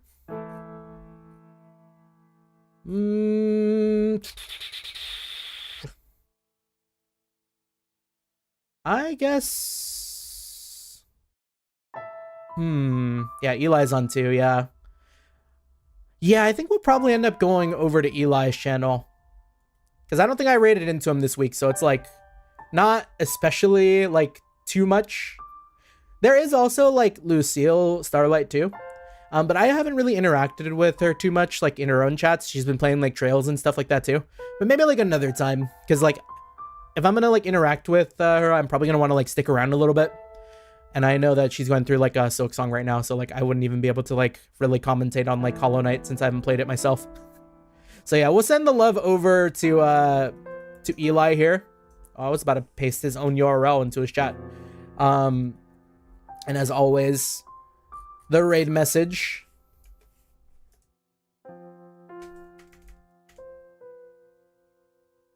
Or what is it? Nose? Oh no, I forgot.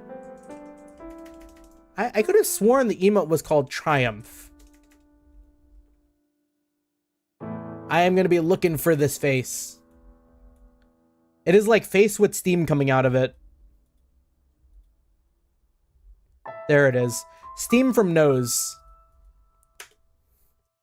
Gaga raid. We run it down. Alright, gonna go back to speedrun the story. Dying late for now. No worries, no worries. Yeah, as always, thank you so much for stopping by, everyone. Always appreciate the company. This has been a incredible game. I look forward to every Sunday when I read this thing, man. Like, I need to find a novelization for the book thing in December. If I can find a novelization for this, I will be a happy camper. Yeah, GG's. Thank you. Make sure to like and subscribe as it helps out immensely. And until next time, be seeing you around. If I don't get a chance to say it, happy Thanksgiving for those who celebrate. And until next time, peace.